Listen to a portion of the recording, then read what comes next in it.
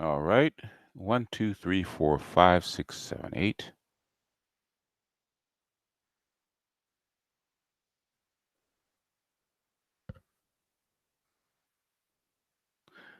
Hey, Exclamatic, what's going on?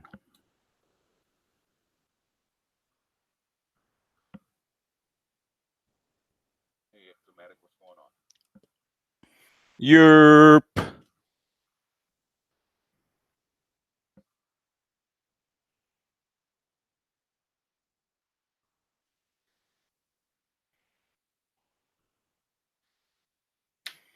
I see your girls blowing up over there, DeAndre.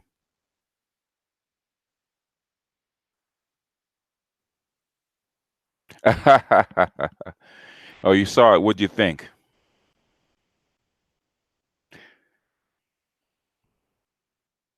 No, she didn't want me to talk. She didn't want really. None of them wanted me to talk. So I was surprised they only let three in.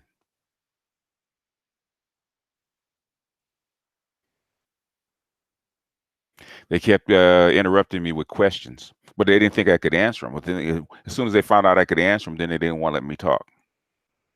That's how come I had to stop her. Do you want me to answer the question or not? But her biggest thing is about her being talked about personally. But that's a woman's thing. Even though she probably didn't like me being me patronizing her. But Nyla did the right thing. Nyla got her off because she was making a fool of herself. Yeah, it wasn't. Oh yeah. Well, I walked into it ambush. I knew it was an ambush. It's a trap and a trap if you know it's a trap.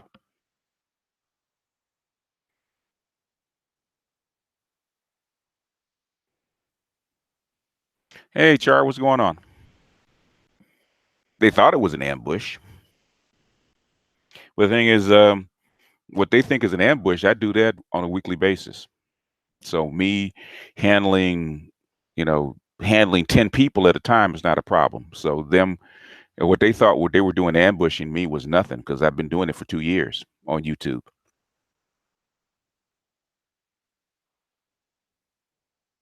Yeah, of course. If they listened to my live streams, they wouldn't have even tried it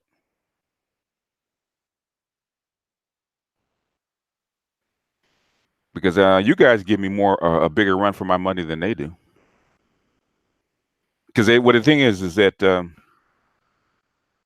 it's easy to defeat a trap when they underestimate you. And that's the problem with Cynthia G and Nyla. Not Nyla. I don't know anything about Nyla, but other folks. Um, they think they think that they're smarter than you. And when I actually talk to a person, I actually interview a person. I don't. I come at the point where I don't think I'm smarter than they are. I said, okay, we're going to start from ground zero. And I'm going to find out what you know and let you disprove yourself. She disproved herself because when I asked her questions, she couldn't answer them.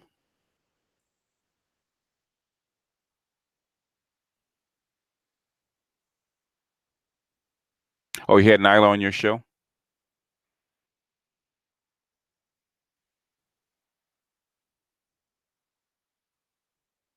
And Nyla seemed to be fairly cool because when she actually figured out that like I knew something, she kind of melted back and she was quiet.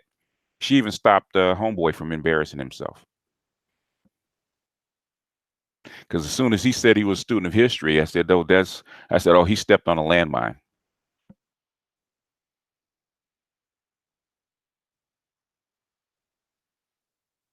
Hey, CG3, what's going on?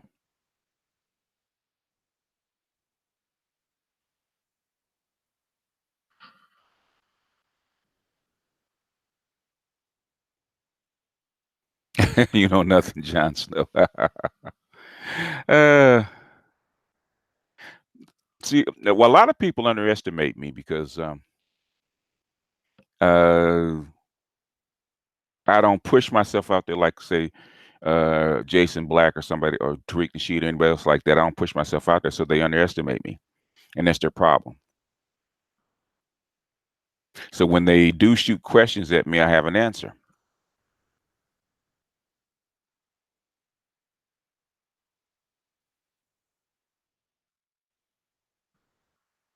And when you have start having an answer, people start backing off. Sure, you can send it to me.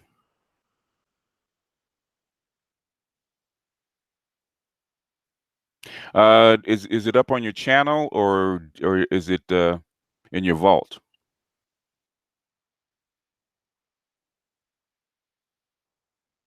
Hey, Taria, what's going on?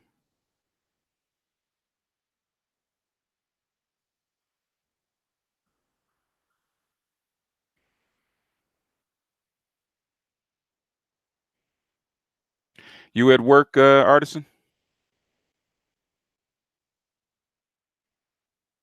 I was in Artisan. I was in Home Depot today, and it being a Friday. Normally, it's a Friday morning. Normally, it's pretty busy, but man, the amount of employees in there, man, was seemed like it was half. Oh, okay.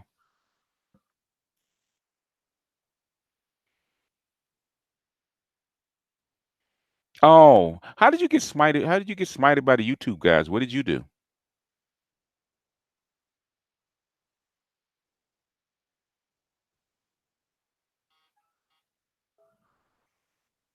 Yeah, but you can send it to me. I'll post it.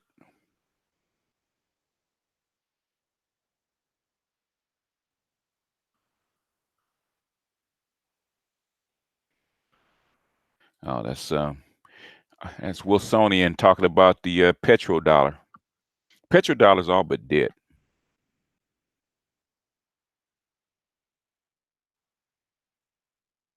Um, Venus Unlocked. I do believe I sent her. I can send it to her, but yeah, I could send it to her, but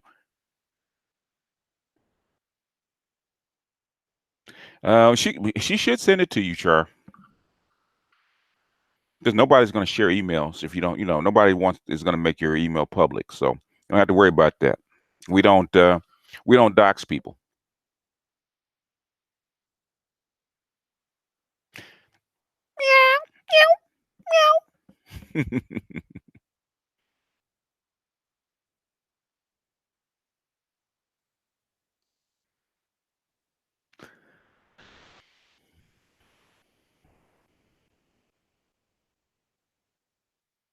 Yeah, this is a woman's channel.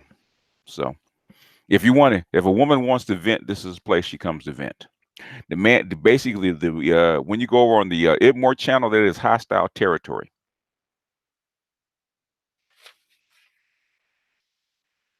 So if you're gonna go over to the men's channel and you're female, or hell, even if you're a male, you go over to the men's channel. You either come in humble or you gotta put up your dukes.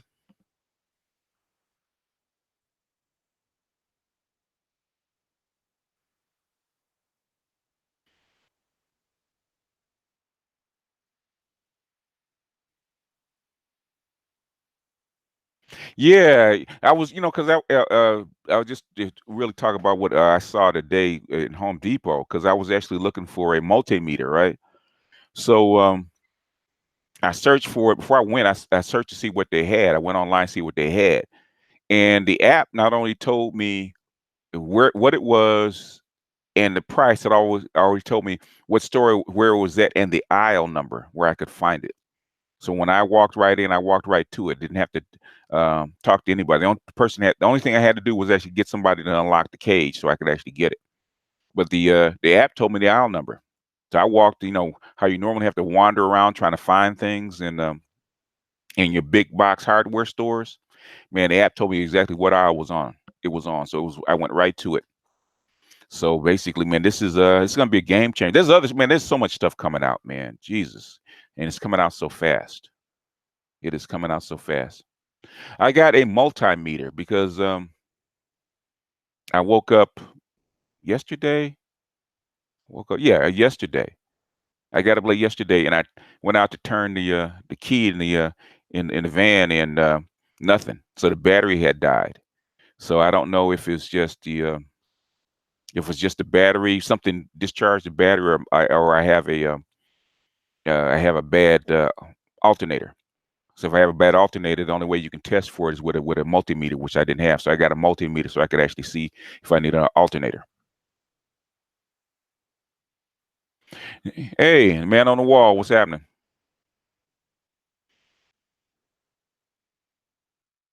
So anyway, what do you guys want to talk about?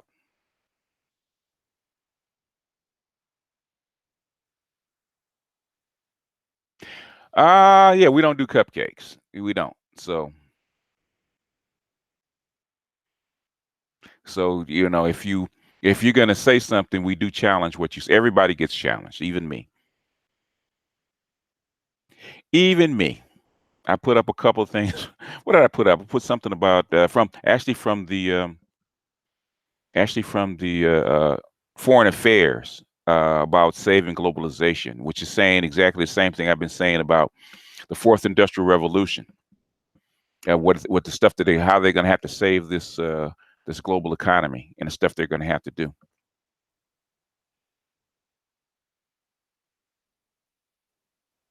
I have another one. I just put up Richard Martin. Some dark news for Char. Char loves Richard Martin's dark news. I just put up a Richard Martin talking about America will never be the same. BK Hammer, what's happening? Disney princesses. I don't know. Disney princesses are getting pretty tough, man. Disney princesses aren't. They are not cupcakes anymore. They like to fight. So you got to have some fighting skills to mess with a Disney princess nowadays. They don't just faint and wait to be kissed.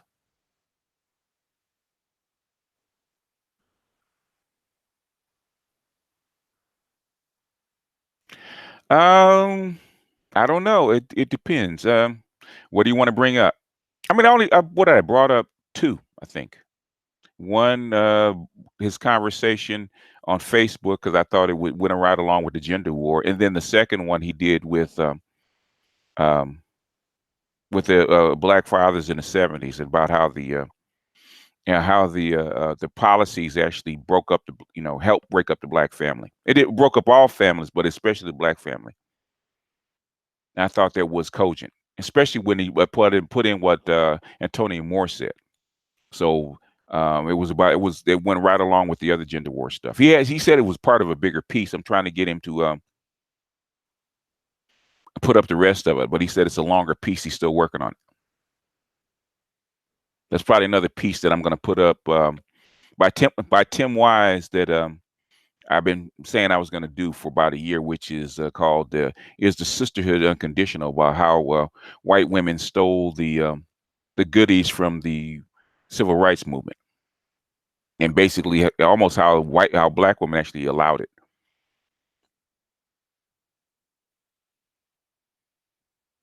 Adrian, what's happening?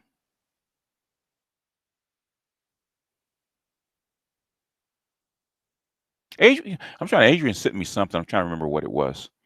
He sent me something. He was something he wanted to talk about, but we'll get to it.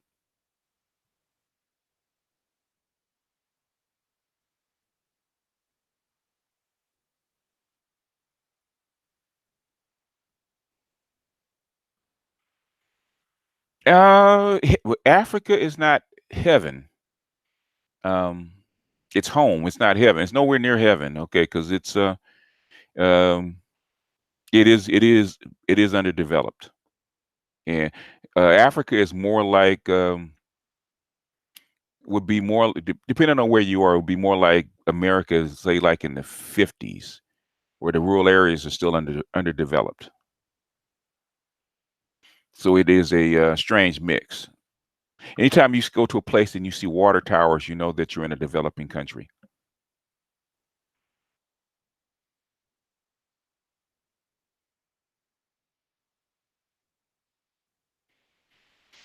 Gold. Okay, that is. They're not switching to a gold standard. Gold. Your monetary mix. Gold is a part of your monetary mix as far as a reserve. Gold is a part of the mix, so you can't switch to a gold standard. It's not a gold standard, but that is your mix. Your monetary mix, if you want to establish a currency, does include gold. and it's really a complex thing. And this is a woman's channel. I don't want to go into a. I don't want to get it take send everybody to sleep talking about international currency because it'll put you to sleep. To establish a base currency, establish a tradable currency takes four things. You got to have four things. So gold is just one of them. Liberia. Well, like anything, there's lots of reasons why Liberia went to hell because it's called a civil war. America had a civil war. Liberia had a civil war.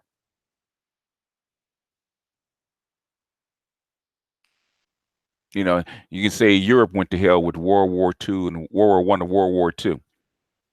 When they killed between the two wars, they killed what 150 million people. So,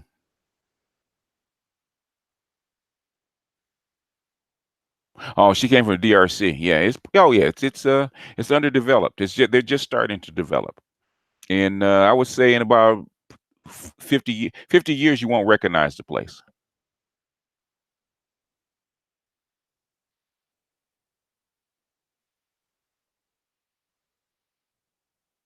DRC went through a whole bunch of things because and Mobutu thought he was going to get invaded, so he underdeveloped. He didn't build roads and other kind of infrastructure because if he did that, it'd make it easier for to have a coup. So he purposely underdeveloped the country. But the DRC is actually the jewel of Africa. That's really what China wants.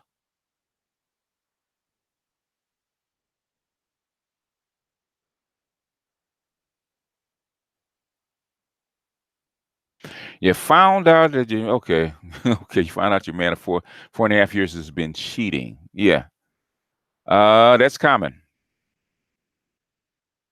So you have to do an assessment. What is your deal? If cheating is your deal breaker, you walk immediately. If it's not, if there's other factors, you have to weigh all those factors to see if he's worth keeping.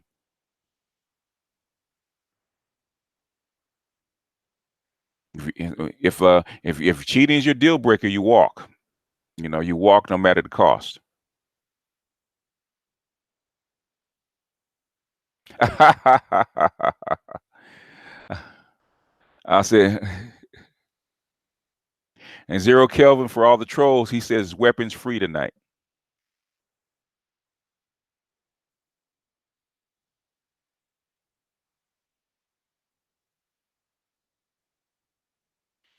Yeah, well, that's true. Why he did it? Yeah, if he just did it, and with impunity, then he's ready to leave. Then he's already gone, and he just got caught so that you'd break up with him. But we can talk about it when we open it up.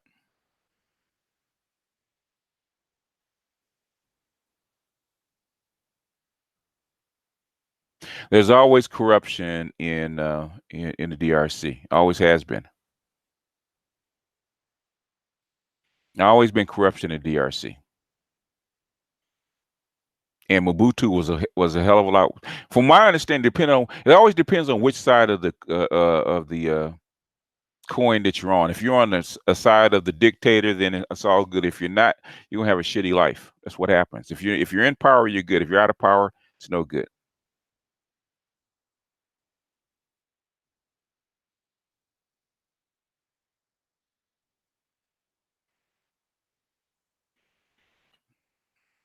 Let me see if I can find Venus Unlocks email to actually speed this up. Okay, okay. DeAndre, I got your email.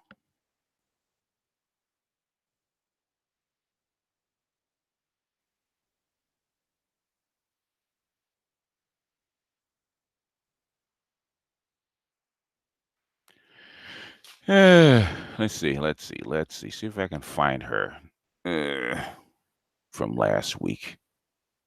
I don't know why people make it so tough.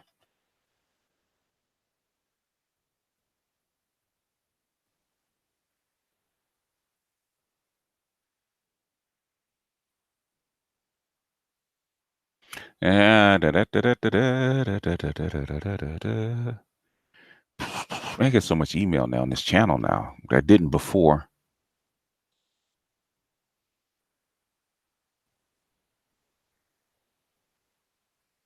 See if I can find her.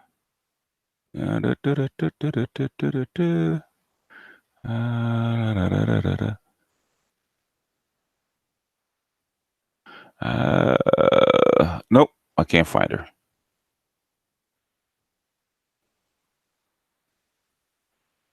I cannot find her.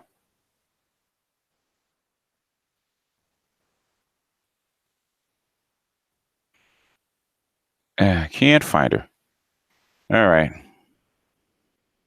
I thought I could find her.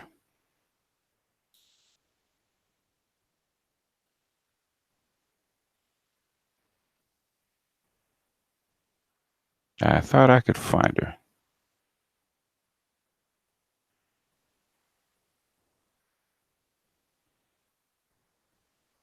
No,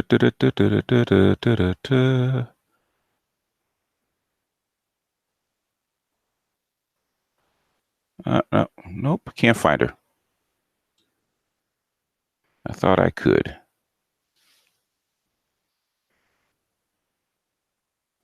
Well, if she wants in, she'll have to email us because I can't find her.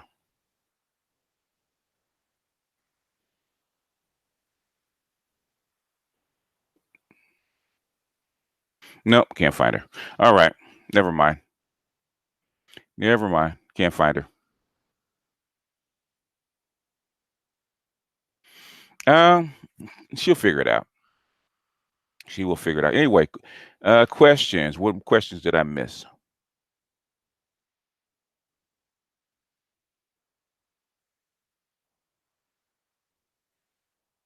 No, I didn't. I haven't really been. You haven't really done any politics. I catch headlines here or there, but I haven't really listened to any politics for the most part. Oh, we ain't no likes. All right, folks. Got 69 watching, 70 watching, and only 29 likes. The like button is to your left. Please press it upon entering. The like button is to your left. Please press it upon entering. Also, if you feel so enthused, please donate to the channel. If you donate to the channel, I promise I will. I promise I will put more content on this channel. I have been neglecting the women's channel, but I will promise I will put. I'm going to try to put at least one video a day on this channel. I'm going to make time. I'm going to make a promise.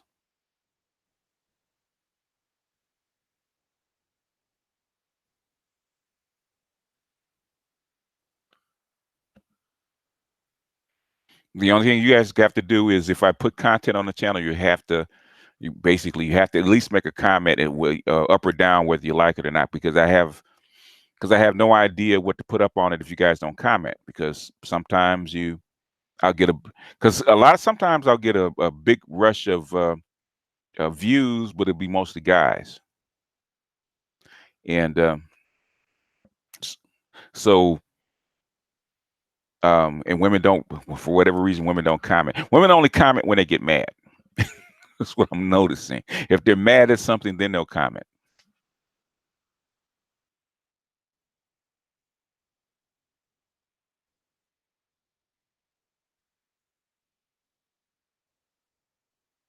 Oprah and came to Atlanta.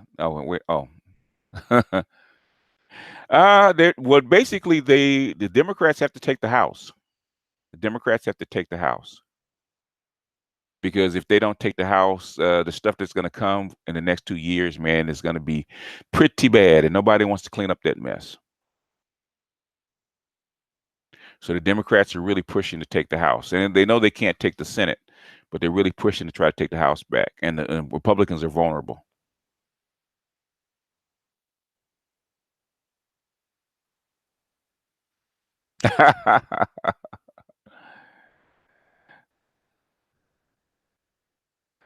Oh boy. Okay, there's stuff going on in the background.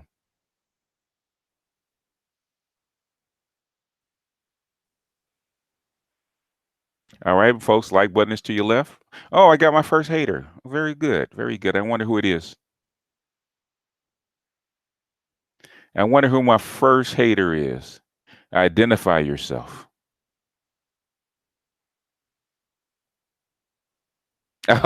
Oh yeah, all hail the queen. DJ Fish Grease, queen of the roast. Her her legend is growing day by day.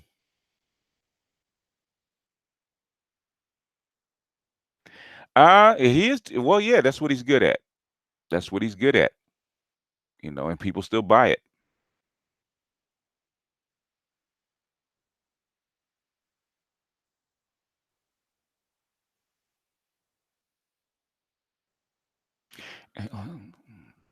Hey, Char, did you get your weekends off? Free chicken legs for haters. Hey, at the fair where they go do those deep fried turkey legs, and people walk around with them all day.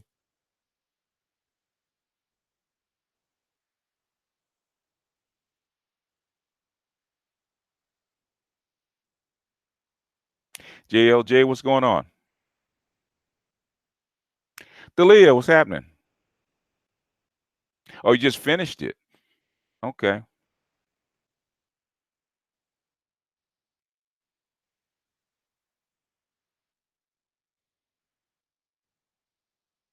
Yeah, better be eating than typing. Okay.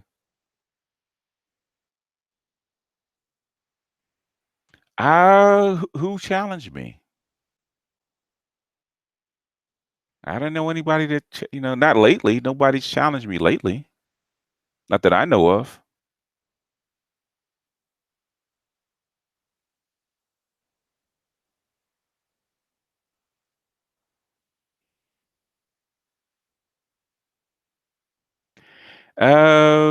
Have I read Super Intelligence? I don't think so. I don't think I read that one. DJ Batman, what's going on? Oh, were you born in Congo, no?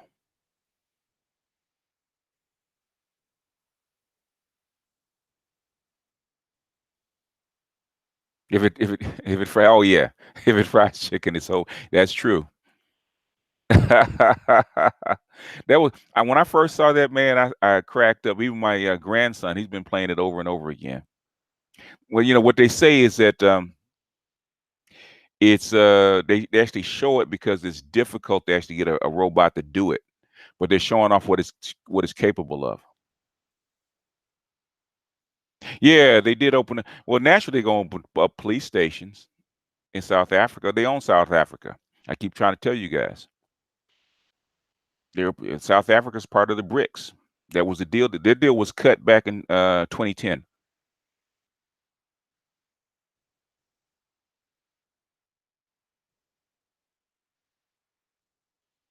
Oh no no no no no no no no no no no. When those kind of women I wouldn't have liked even when I was young. Okay, she's got one. As long as far back as I can remember, I've never liked women with makeup ever. No woman I've ever had makeup, ever wore makeup. They were all natural. And two, I can tolerate wigs, but the thing is, wigs have to at least be look like your hair. So the women I've always had, after a couple of months with me, I tell them, hey, toss the wig. I'd rather have you bald than have a wig. I'd rather have you pimply than wear makeup. I never like makeup. I don't even like I because I know that women like to wear it, but I don't even like lipstick for my woman.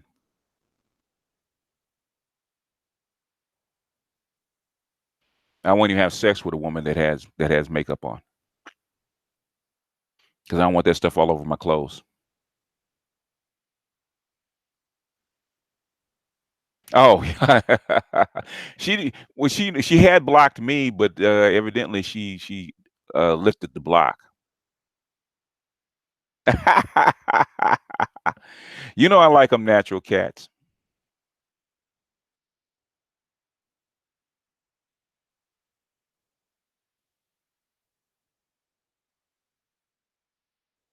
And I'm too old to do charity cases. No, I mean, I tolerate lipstick. I tolerate lipstick because women like to wear it, but I don't particularly like it.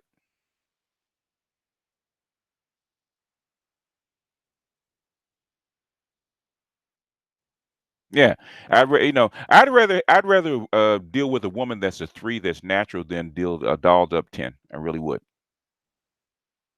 I understand if you're going out and you're in public, you have to wear it. I understand that, but on a daily basis, hey, the gray Mars in the house,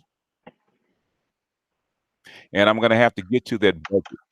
And if I don't want to, I look at this how many pages. I look at 190 pages. I said, you are a scholar, Cerulean, slogging through 300 pages of budget.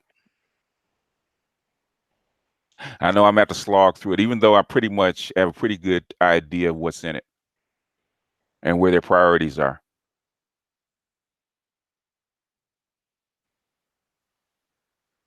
Yeah, you got something for me. Okay, cats. Uh, Greetings, greetings, greetings. Sergeant Char, what's going on? Hey there.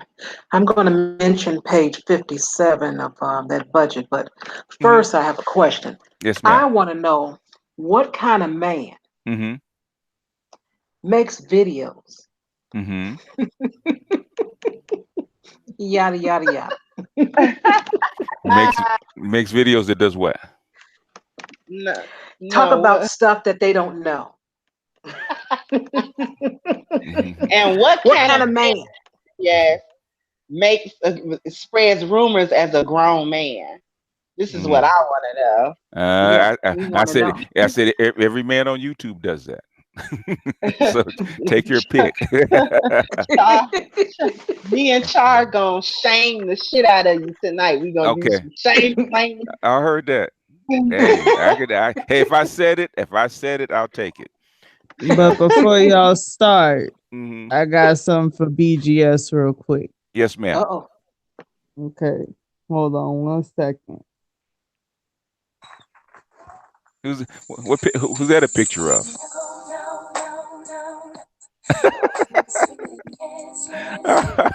You know what you have to do. Stop playing. All Uh, right. Ah, That is all. I want to say it, but I ain't gonna say it here because it's gonna start some shit. my mind's telling me No, no. let's put it this But way. my body. Even white boys know that. Paul Elam said is he says you never dip your dick in crazy. All right. See, you over there spreading rumors. That's the problem. That's Mm, the problem. that's the You know, problem. you looking at pictures and stuff. Mm. How do you know that black men don't want me and I don't have a black man? I mean, where you get this from? Where you get Mhm. this information from? Spreading rumors as a grown man. Let me ask the ladies something. Let me ask the ladies something. If you date black men, would not at least, whether it's a friend zone person or whatever, would be in some of your public pictures?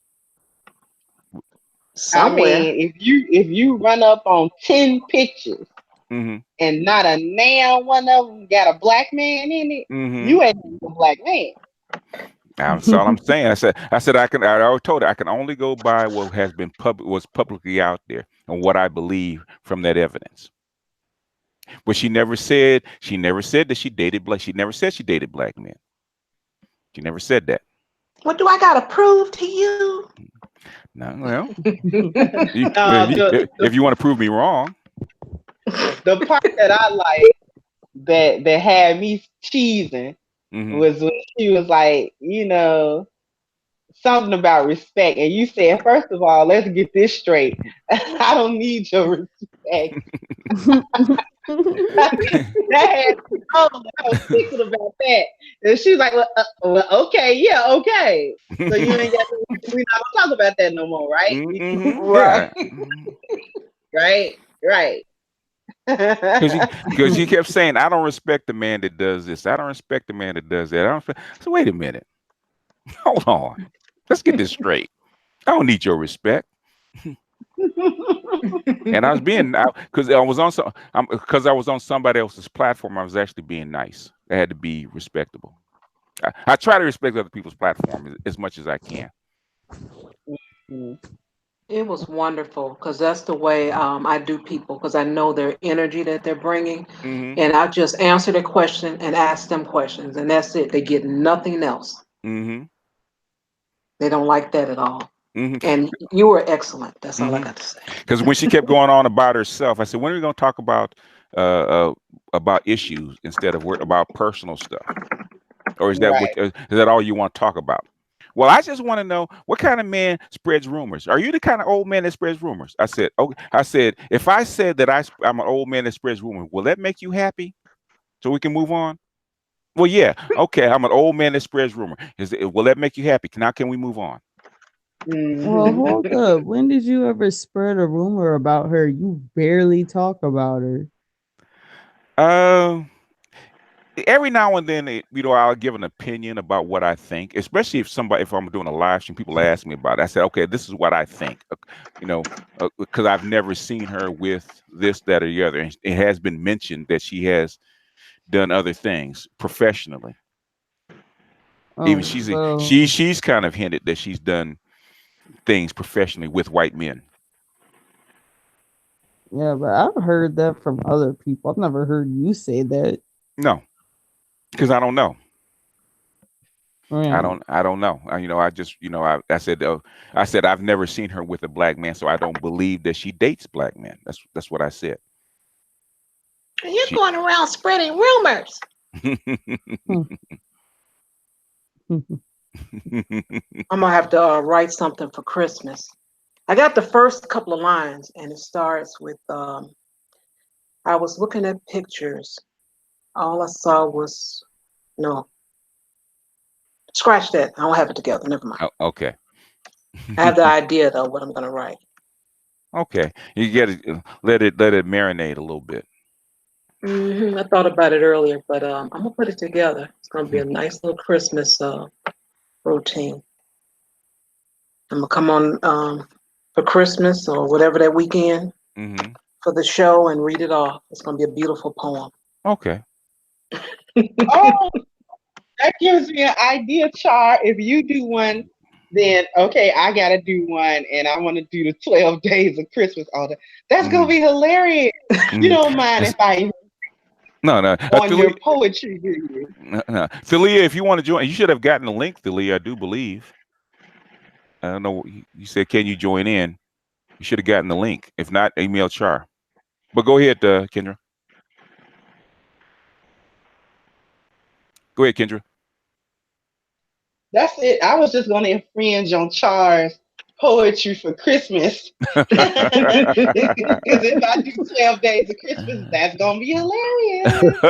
Okay. Oh boy. Yeah, I will be doing it. I kid you not. I feel the writing spirit coming on. Said, oh boy. And you got to indulge the writing spirit when it hits you. You got to Hmm. indulge that Yeah, at least stroke get of genius when it happens. get at least get the rough Right. draft down so you can go back to it. Yeah, I had the first line in my mind a little while ago. It just went away. Probably because I'm multitasking. I got links and all this stuff to do. So, Mm, okay. uh, but yeah, I got the idea. It's going down. Yeah. Yeah. It's gonna be interesting. 2019 is gonna be interesting because if that budget has what I think it has in it, um, especially as far as automation is concerned, black men and women are going to have a lot of talking to do next year. Mm. I'm telling you, page 57, Mm-hmm. they're talking about if you win the lottery, Mm-hmm. they're going to include that as income so they can use that against you in order to get health care as far as Medicaid. I'm gonna have Mm. to send that to you. I laugh, but not, ha ha ha, but like Oh, Be, ain't this a mess? Like be, be, nervous laugh. because Medicaid is broken. They're going to scrape off every dollar that they can. So they're gonna have to scrape off every dollar to keep this system afloat because they've already given the money away, the money that they need to keep the system afloat. They've already given it to the corporations and also given it to the military. So basically, everything else to keep the bare minimum to keep it afloat is going to have to come from the populace. So just get ready for it. Just get ready for it. Basically, they're gonna, time to start trying to get blood from the stone. Yeah, I believe it. And I'm Mm, just on page 57. I'm gonna go through it while I'm mhm. at work Is it and Trump's? just Is go it through it. is it Trump's budget or is it the congressional budget? What did the front page said? I think it's Trump's. I think it is Trump's. Okay, because the president has one and then Congress has one. So I you see that? believe, well, Yeah, yeah, okay. 'cause they both have to submit a budget. So the office of the presidency has to submit one, the Congress has to submit the other, and then they have to bring the two together and see what's actually going to get ratified. Well, I know some Negroes was involved when they mentioned lottery. That much I do know because we are the biggest players. We go get our scratch offs and Mm, Newports and Flaming Hots at the corner store. mm-hmm. So, So, And somebody came up with that idea. Oh, okay, y'all gonna be buying scratch off. Y'all spending this check. Okay, we're gonna help you out. what the thing is, what is the limit for non-reportable income? Is it still $5,000, or what is it now? Last time I remember it was $1,000 when it came down to, Reportable income. yeah. Damn. I got to check though, because as soon as I was saw the lottery thing, I said, I got to find out what's the limit. But yeah, I'm gonna do some research. It's gonna be interesting. Mm-hmm. Which is um it's just funny about a liberal country and how they do things, especially a capitalist liberal country. Um, they're beholden to the pharmaceuticals and to the AMA, which is the medical insurance folks. Which because really they really could streamline this to where healthcare is like uh, cut it down by 80%. But the thing is if you cut it down by 80%, then a whole lot of people are going to be out of work. So there's a balance. So I really, at this point, I'm not, I can see what would be most prudent, but the thing is, you have to balance it out with, okay, if you do what's most prudent, then how many people are going to put out of work, and then what do you do with them? Hmm. I would love to see some of those profits from, say, like the big corporations get truncated, you know, and actually so people can still have jobs and make healthcare reasonable. I forgot what page it's on, but they definitely gonna take care of their opioid people. Yeah, you know what I believe for people dying looks bad. What Hmm. they want is people to still get high so they can be sedated, but not kill themselves. Hmm. Because Well, every year you have 10 more thousand people actually die from opioids. So I think 2016 it was like 62,000, and then the next year in 2017 it was 72,000. And those are just people that actually overdose. We're not talking about the junkies that are actually addicted to that stuff, which is probably right in the range of like 5 million people. mm, Which makes the what then that's those are the people just are just regularly addicted. We're not talking about people that just use it. hmm, Because it's far much worse than the crack epidemic ever was. Much worse. yeah. And it's a hell of a lot cheaper. Cocaine is relatively expensive. Like a natural kilogram of coke to be imported at its cheapest is about to make is probably like 12,000 a kilo, right? Um, for this kind of for opioids. Um, it's like I think to actually make it, I think it is like 2,000 a kilo, and to ship it, it's like 3 or 4,000 a kilo. And basically, that kilo would actually get you 50. What is it? I think for fentanyl, I think it's like 10 or 15 million doses. So basically, if it's back in the day, you could actually order a kilo of fentanyl for $3,000, and if you flipped it right, and you know how to actually cut it and flip it right, basically you can make $20-30 million off of that $3,000 investment. Yeah, That's a lot of money. it's a lot of money, and basically all kind of folks know that's a lot of money for a low investment. All it takes is some sweat equity and basically a lot of users, which they're readily available. So you can't. Tempting. That's why I said okay, they're not gonna stop this because Yeah, the amount is too small and the profits are too great. Somebody's gonna take a chance. damn, this is worse than the crack epidemic. I was basically I was ground zero for the crack epidemic. So I Oh, know. so this was ground zero. No, LA was ground zero for the crack epidemic when it first started. Oh, Actually, the processor was actually perfected in Stanford, and I remember a buddy of mine his brother was a chemist. He taught him how to rock the stuff up. So they used to in '81 they used to buy what they call an 8-track, which is like 8 grams. They used to rock it up. sounds like Breaking Bad to me. Similar, very similar. There's a lot of parallels with Breaking Bad in the original cocaine epidemic. Very similar. Mm-hmm. And then when the CIA came in, they just made it cheaper. So it I used to saw be that very expensive. movie. I saw that movie. What's that? Don't Kill the Messenger. Yeah, Kill the Messenger. Yeah, Yeah. and I'm looking. the original Go book ahead. was Dark Alliance Mm. with Gary Webb.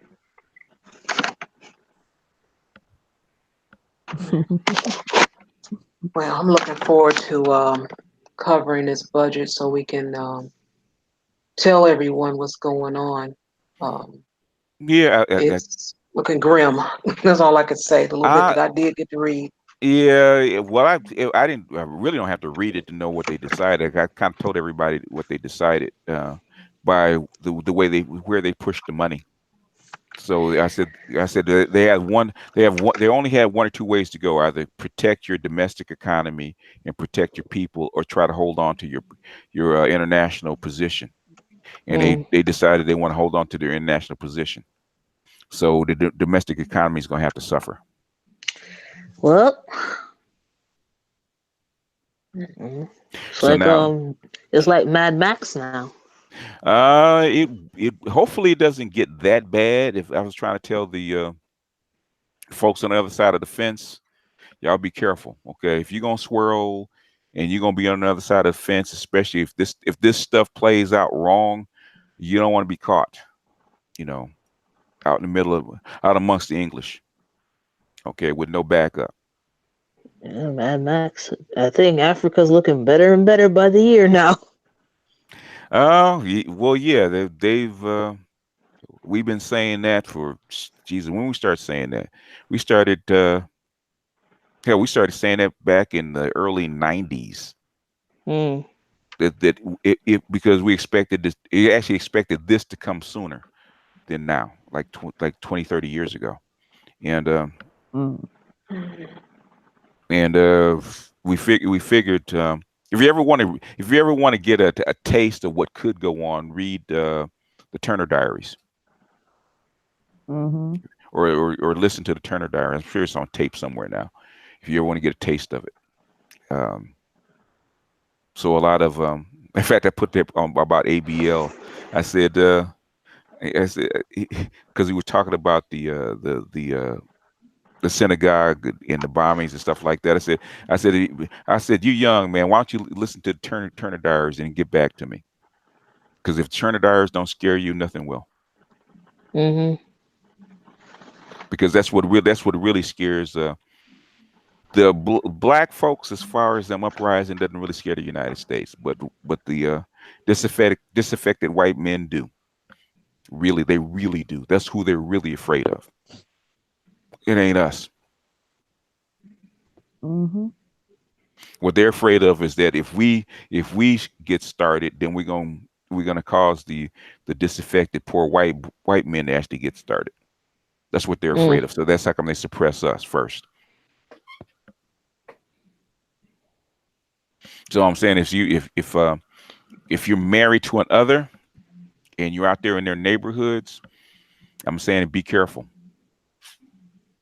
Be careful because if it jumps off, your spouse is not gonna save you. In fact, they Mhm. might take your spouse with you. Mm-mm. So you need to. So if you have mixed children, and things get ready to pop off, you need to pack up your little mixed children and head back to the black community and beg for forgiveness. Okay, that's what you need to do if it pops off. Well, anyway, on a lighter note. Uh, On a lighter note, what kind of man, grown man, be spreading rumors? That's what I want to know. oh. Wait, who is this spreading rumors? It's me. I'm spreading rumors. Oh, I'm that's You spreading. just funny. a messy Jesse, huh? Hey. I am I'm in flip side of Lovely T. Mm. Oh man. Yeah, that shaming language and name calling is ridiculous. I don't understand. Well, yeah, I do understand. It's not a good thing. That's all I can say. When you address people that you haven't had a conversation with, to actually call them names. That Hmm. isn't cool because Tareen was called a name. Hmm. Um, and then the description of you is just, it was just ridiculous. I mean, she just had a long list of things. I'm like, all this was someone you haven't really had a conversation with. That's pretty interesting. But okay. Oh yeah, because I've done a lot of damage to her brand, from what I understand. Mm. I've done a lot of damage to her, but I was listening to the Bitter Truth, and to Masante. He said exactly the same Mhm. Mhm. thing I said. Let her behind walking up into a conscious community meeting with what she has on and get up there and speak. He said exactly the same thing I said. If she does that and she tapes it in videos and nothing happens, I'll leave her alone. Okay, well they accept you. Sound like an awful sight. So you get up That's there, funny. in your Barbie wig and start yelling white supremacy and interracial and down with interracial marriage, and they're gonna look at you sideways. So, but you have on a white woman's wig, got white woman's hair on top of your head. How you gonna yell white supremacy? Mhm. It's the first thing they're gonna say. Hmm. You know what though, BGS? Yes, ma'am. Like a lot of people that I've listened to who have a problem with her now, like they might have liked her content maybe 2 years ago. Mm-hmm. They all say the same thing that like when they first saw her, it was a little off-putting, but Mm-hmm. they agreed with a lot of the stuff she said, so they left her hair and her makeup alone. Mm-hmm. But then she like started talking less about, I guess, white people and started just going crazy on the dudes. And Mm-hmm. that's when a lot of people were like, okay, yeah, we just gonna step back. Mm-hmm. And I think that's like really important because like a lot of these people really don't be talking about her looks as much as she claims. Like they'll talk about her talking points and then Mm-hmm. throw in the thing about her wig because I Uh, don't. yeah. Go ahead. Finish. The Uh, whole uh, thing. hmm? I'm sorry. I'm sorry. Go ahead. No, I'm done because I don't forgot what I was gonna say. But What are you drinking tonight? Um, Nothing. Okay, all right. What's that? What's that a picture of that you have up? Oh, I took it. My mom bought that from somebody. Oh, They okay. drew a picture of a little girl. Oh, okay. I liked it, so I took a picture of Okay. Well, I think I like this one better than the than that evil cat. it. Okay. I still see the cat. You still see the cat? Where? You Oh, do? I don't. I still see you as the cat. Oh, okay. I don't know. It looks like a Mm, girl on mine. Yeah, that's what I see. anyway, So, but Kat, so you're right about because about 2 years ago, I was kind of checking her stuff out. And, while I didn't agree with everything she was talking about, she was kind of going in on the right thing. mm-hmm. Now, it was off putting to see that headband with that wig, which I personally believe the two are attached. Nevertheless, because there's never one without the other. But anyway, I mean, where would you get a wig with a headband? Oh, you know what? I'm not gonna go into it. I'm not gonna go into it. But then after she started like going sideways at the men, I'm like, she real hard in the paint for black men or against black men rather. Mm-hmm. Which caught me. It took me aback a little bit because it's like, okay, if you claim to understand the workings of white supremacy, then you know why certain stuff is happening, or Mm-hmm. you should know why. And so, therefore, certain things should not be um, a reason for you to go in on the brothers. I mean, if you point out some things that black men do or what have you, and you point, that's fine. Mm-hmm. But going hard in the paint for the past year or so is excessive. And it showed me that actually she didn't understand how the system of white supremacy actually works. It's a system. Mm-hmm. It's not a person. It's not a particular. You know what I'm saying? It's not anywhere where you should defeat white supremacy. How? You know what I'm saying? Like, where do you go? Is it a white supremacy headquarters that we need to storm or to get rid of it? Because if it's just a white supremacy headquarters and we haven't stormed, then I would be prone to go with what she's talking about. For a while I haven't talked about it. But since it's not a white supremacist headquarters that we need to storm, I don't follow. So I just left it alone. I left her alone. Only thing I'm Uh, familiar with is hearsay, but I would just go as far as just the interaction that they had a few days ago. And she was saying that black men are dominated, and that seemed to be very important for her Yeah. to keep saying. Mm-hmm. And I couldn't find any place where there was an end game. I didn't see where there was any hope from what she was saying. It's Mm-hmm. like it's over with. So my question would be, so what do you do now? And the people, your Beta Coon subscribers, what do they do now? What are you all Beta going to do? Coots. Yeah, I was thinking about that, and basically, after thinking about talking to her, she's going over and over and over about black men being dominated. Really, what she wants is basically black men to shut up and get in line. In other words, she wants black men to submit to the will of black women. That's what she wants. Oh, In other words, you ain't shit. You've been dominated. You had your ass kicked by the white man, and you're the lowest form of man on the planet. So you need to get in line, shut up, and follow us, wow. and stop Is talking it about it. possible? Is it possible for her ever to say that? You think? She wouldn't have any male subscribers if she did. Yeah, She can't say it out loud. But that's yeah. that's that's the It's my guy. Because I've Does heard she I've have heard what to? like excuse me. Does she have to say it out loud? She's saying it in so many words. I mean, when you constantly shout to the top of your lungs, to the top of your wig, that black men are being dominated. Mhm. Because you See, the basically. thing of it is, Mhm. black men are dominated by white men. I mean, you keep saying it over and over. Mhm. So, Right. to me, that would be clear that, Mhm. okay, you think nothing of me as a black man.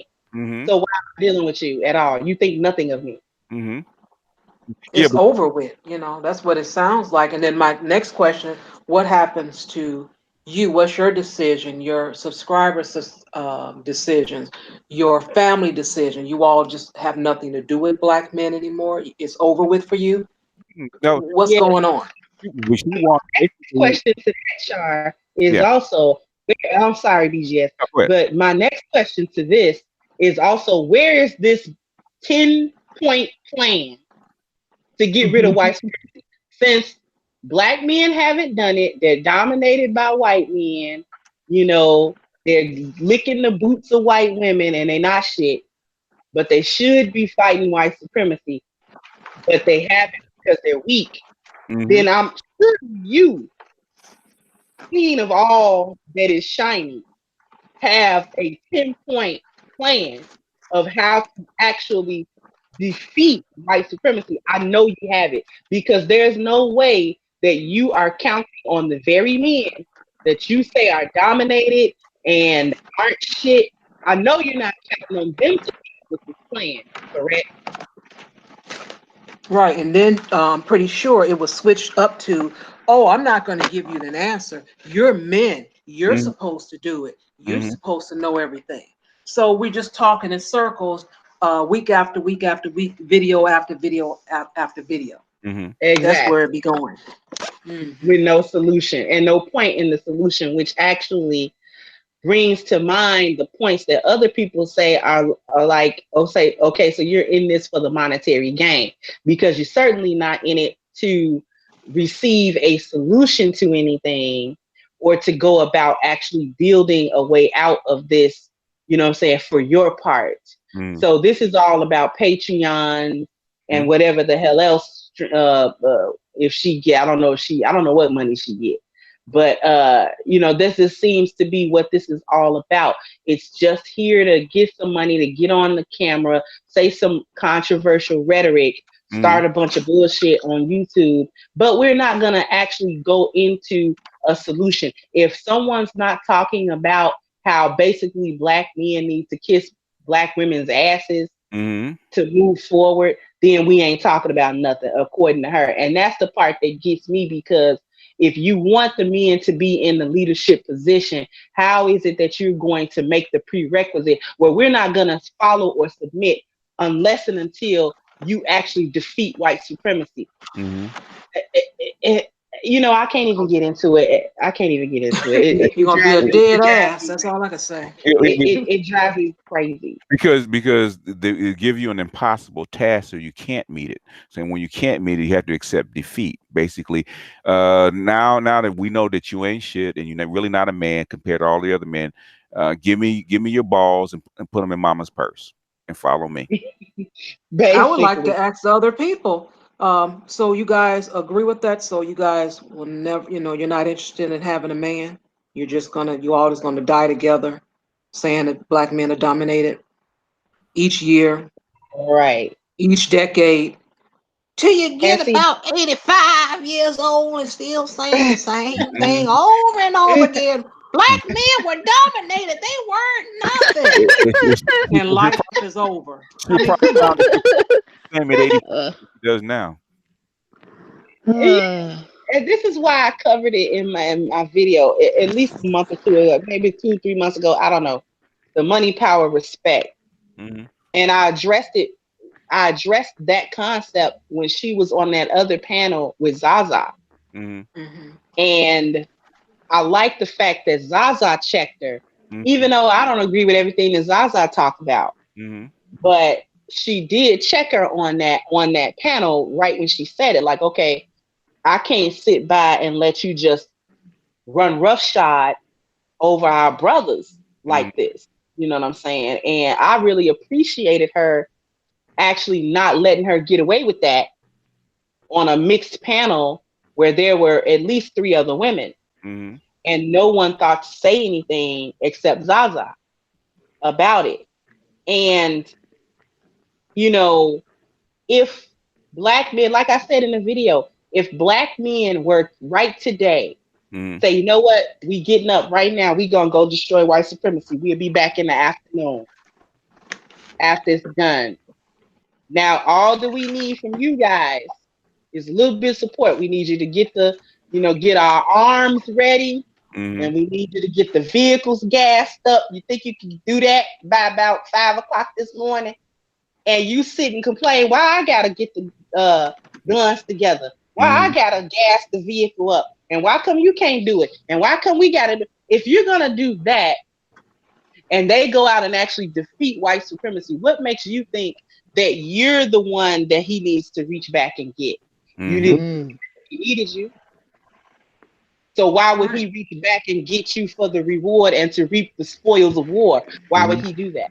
mm. Yeah. Hmm. Yep, Exactly. exactly.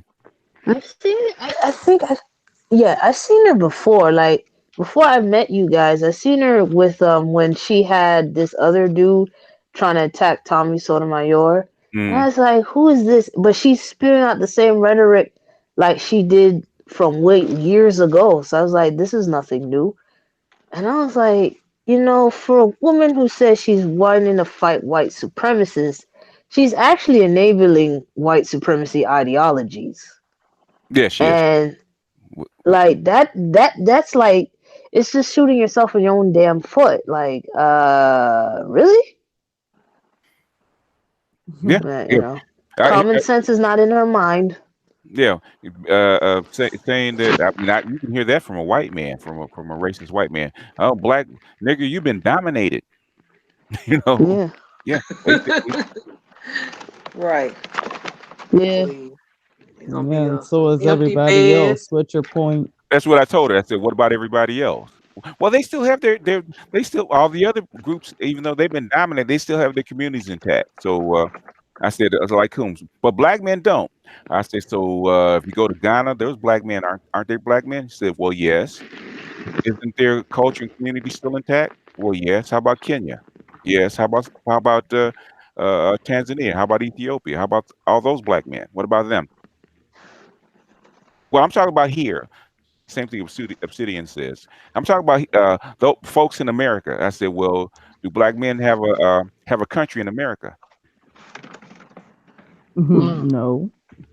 Well, this is what I know. So, in other words, she never answered the question. Mm. Yeah. Exactly. And it's like they couldn't follow what you were saying. Mm, Well, what is he talking about? Well, he's not making sense. He does make sense actually. You just aren't, and you said that. I'm glad that you said that. I was very pleased. You were like, you just can't follow me. That's all that Hmm. this is. Because it's Mm. not happening in a vacuum. Yes, okay, we may be discussing what happens in America, but mm, like we just pointed out, we don't have a separate country within this country. And they're not gonna allow, Mm-hmm. you know what I'm saying? No country allows a group of people to create a separate sovereign entity within their borders that mm, is not answerable to them. So that's not going to happen here either. And that is what basically would need to happen in order to quote unquote defeat white supremacy, if that's what we're going for. right, Because the defeat of it is actually to do one of two things. You either have to kill your oppressor or you have to completely extricate yourself from them right, completely. right. But we're Yep. still currency. We still are on the land. We Mm, are still subject to the judicial system, the legal system. We're still subject under the law of the same group of people that oppressed our ancestors. So, mm, how is it that we're supposed to crawl out from under that? Men are supposed to crawl out from under that and then dominate. You know what I'm saying? mm, That's crazy. And Hmm. it's like you brought up, you know what I'm saying? The Native Americans who were here were completely wiped out. They still live on reservations. There mm, are whole Mm. tribes that no longer exist due to that, mm, mm, basically that Holocaust that happened to them. So and their women, I mean, and they have their problems as a community, but I've never heard their women say, oh well, Native American men ain't shit because y'all got dominated by the white man. Hmm. I heard them say Yeah, and basically it took me because I actually used to actually depend on scholars to actually tell us what was going on as far as Black America, right? I said a lot of this stuff doesn't make sense. I said, uh, how could they take a whole group of people, bring them over here, and they not have a culture? They'll break their culture. I said, let me go back and find out what the real deal is. I said, okay, we didn't come from one culture.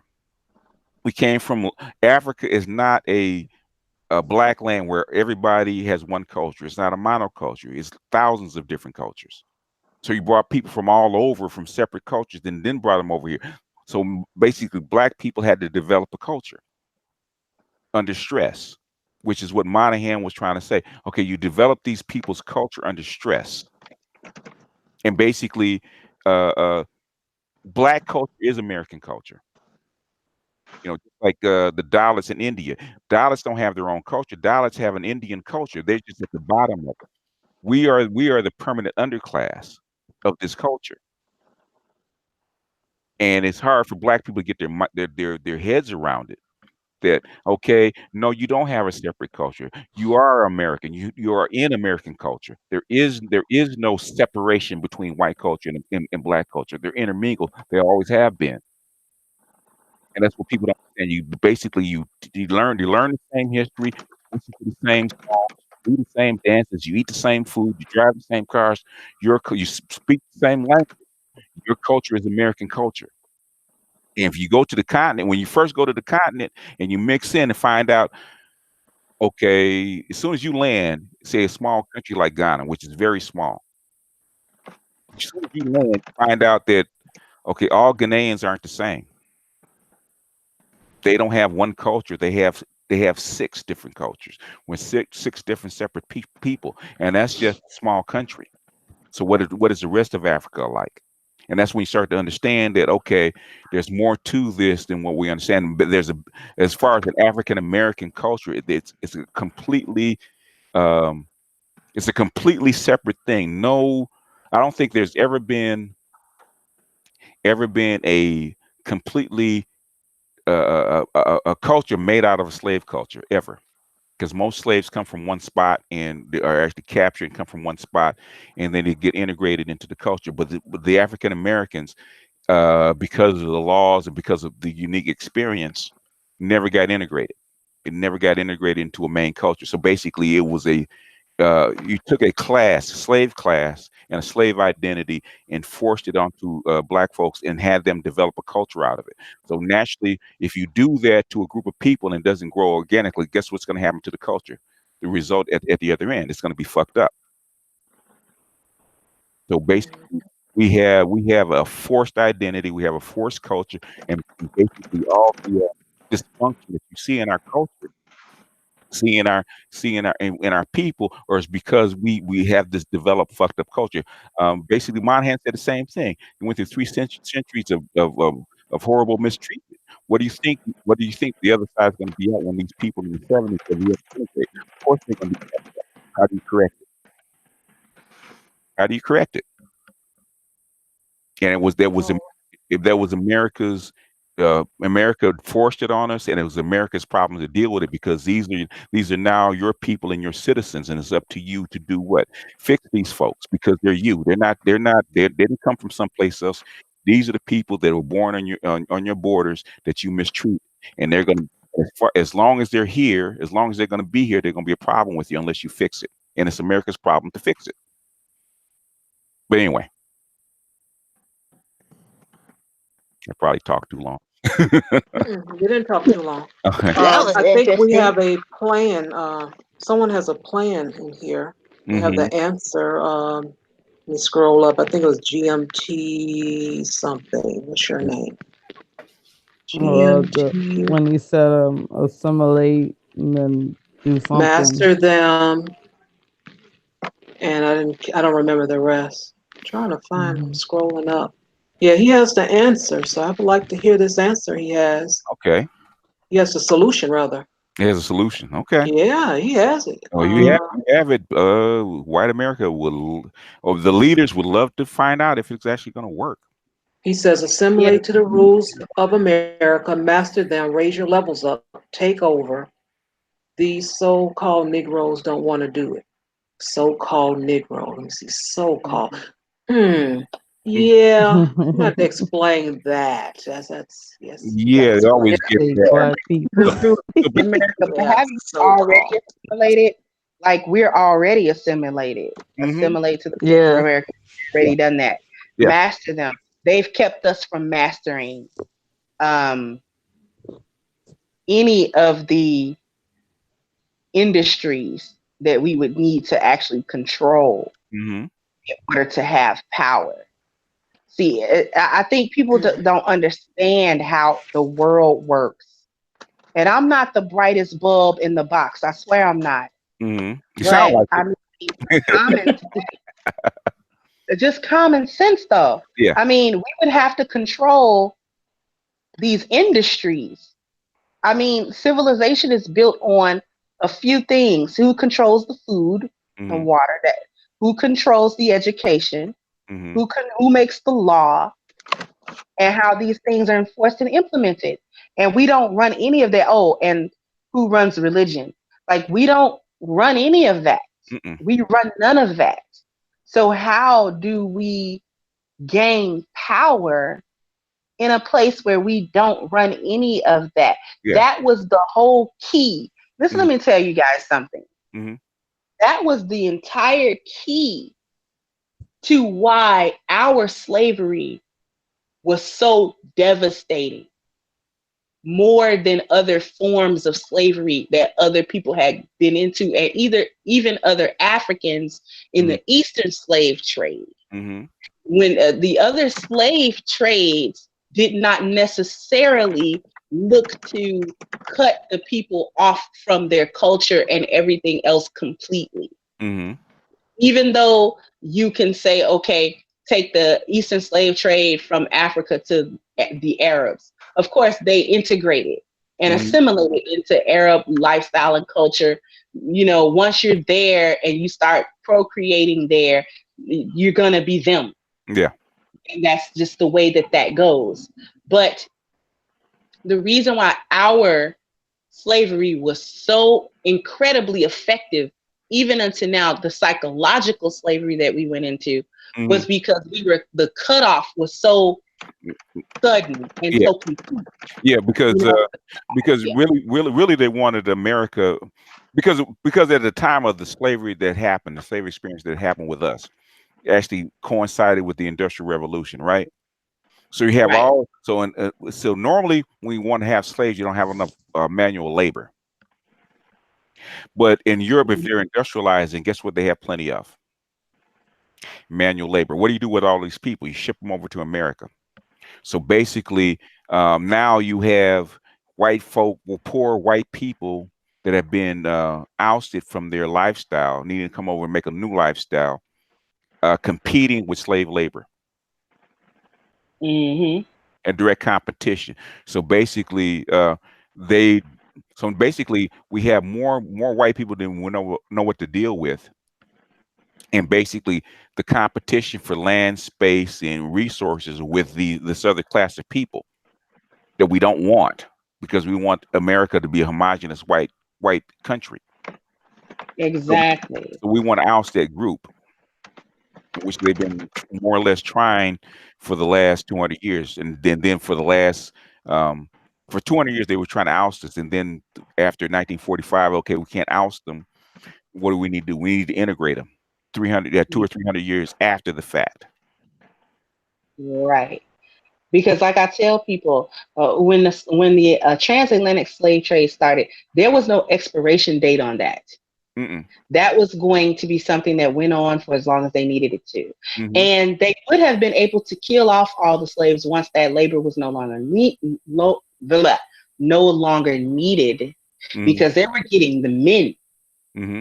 of Africa, Yeah. not necessarily the women. So it actually would have been easy to kill them off because it's not procreating with Mm-hmm. anyone. And so it's a finite number of slaves, and once that slave labor is no longer necessary, then you can wipe them out like you did the Native Americans. You just basically decimate this group Mm-hmm. that you no longer need because you're not going to send them back. Mm-hmm. So you no longer need them. It's farm equipment. It's living, breathing farm equipment. What do you do with old farm equipment? You scrap it. Yeah. So, but what the monkey wrench that was thrown into it was, where the transatlantic slave trade is going to be made illegal. So what do we have to do? We can't keep sending these ships getting them. So on the next go round, get the women. Yeah. Because if we get the women, then we could just make more slaves. You breed our own. They tried to manage it. They tried to manage it. Mm-hmm. They tried to manage the breeding, but we're humans and not cattle. And although they tried. And they basically they underestimated the breeding capacity of black women. Yes, they did. Black We could get quite fertile. Yeah, black women are more fertile, and they produce more females than any other race of group of women. Mm. So basically you're more fertile and you produce way more wombs than white women do. Mm-hmm. So, and that kind of threw the monkey wrench into it. And now you have this booming population that you don't quite want to boom. Mm-hmm. You're trying to control it. And then it gets out of control. So now when it comes time that this slave labor no longer is necessary, this is still a slave class of people. So what you do is you make your society in such a way where this slave class people can still be utilized in order to support the industries that you run. Mm-hmm. So we're going to make money off of this. We're still going to profit from them because that mindset has never changed. This is why Black is a class. You are the slave class. When are people going to know that? We're the slave class here. Mm-hmm. And we always will be as long as this class system exists. They're not going to let it go. It has to be taken from them, which China's trying to do. But they're not going to let it go. It's not going to be like, oh, well, we're sorry for slavery and white supremacy and doing the heinous shit that we've done to you. We're sorry. You can be equal with us now. Like, that's not going to fucking happen. No. Ever, as long as they have control over this country. So, again, we go all the way back and circle back to the beginning. How do you defeat white supremacy? I'm telling you, there's a white supremacist headquarters. There has to be. Funny as hell. Oh, that was interesting. Thank you for the history, y'all. Yeah, she broke it down. Even because you're a Muslim, right, Kendra? Yes. So even a black Muslim or just a black Muslim? Sunni. Oh, Sunni. What I'm saying is, if you look at the Nation of Islam, okay, that is a black organized, black run religion. It has been attacked from the very beginning and still is. Because it's not under the control of white folks. Right. Okay. So saying that it's the level playing field that black folks can develop their own industries, religion, towns, even if you look at Chicago, how they're gentrifying it, you can't even have your own ghettos anymore. Nope. Not anymore. Not anymore. Because I think they're trying to force assimilate, like they try to do force separate. Yeah. Oh, yeah. Because they reversed it. Because there became too many of you, and two, it looks bad. You just can't. You had 12, 13 million black folks, Negroes, for a better term, in 1945. And you're belly aching over 5, 6 million Jews that got wiped out. It looks bad if you're a liberal country to wipe out your black population. It looks bad, especially if you want to basically police the rest of the world. And that's what they want to be the moral compass. That's funny. Well, you have to win if you want to police anything. That the British said that a long time ago. You have to win the hearts and minds. You cannot rule by force. You can't rule the world by force. I'm still waiting on GMT Entertainment to explain number 2. Oh. Oh, is he supposed to come in or he's typing it out? I asked him, I typed in the chat room to explain number two. I understood what number one was, and we Mm. agreed on that. But number two, he never explained. He never said anything. He has the answer.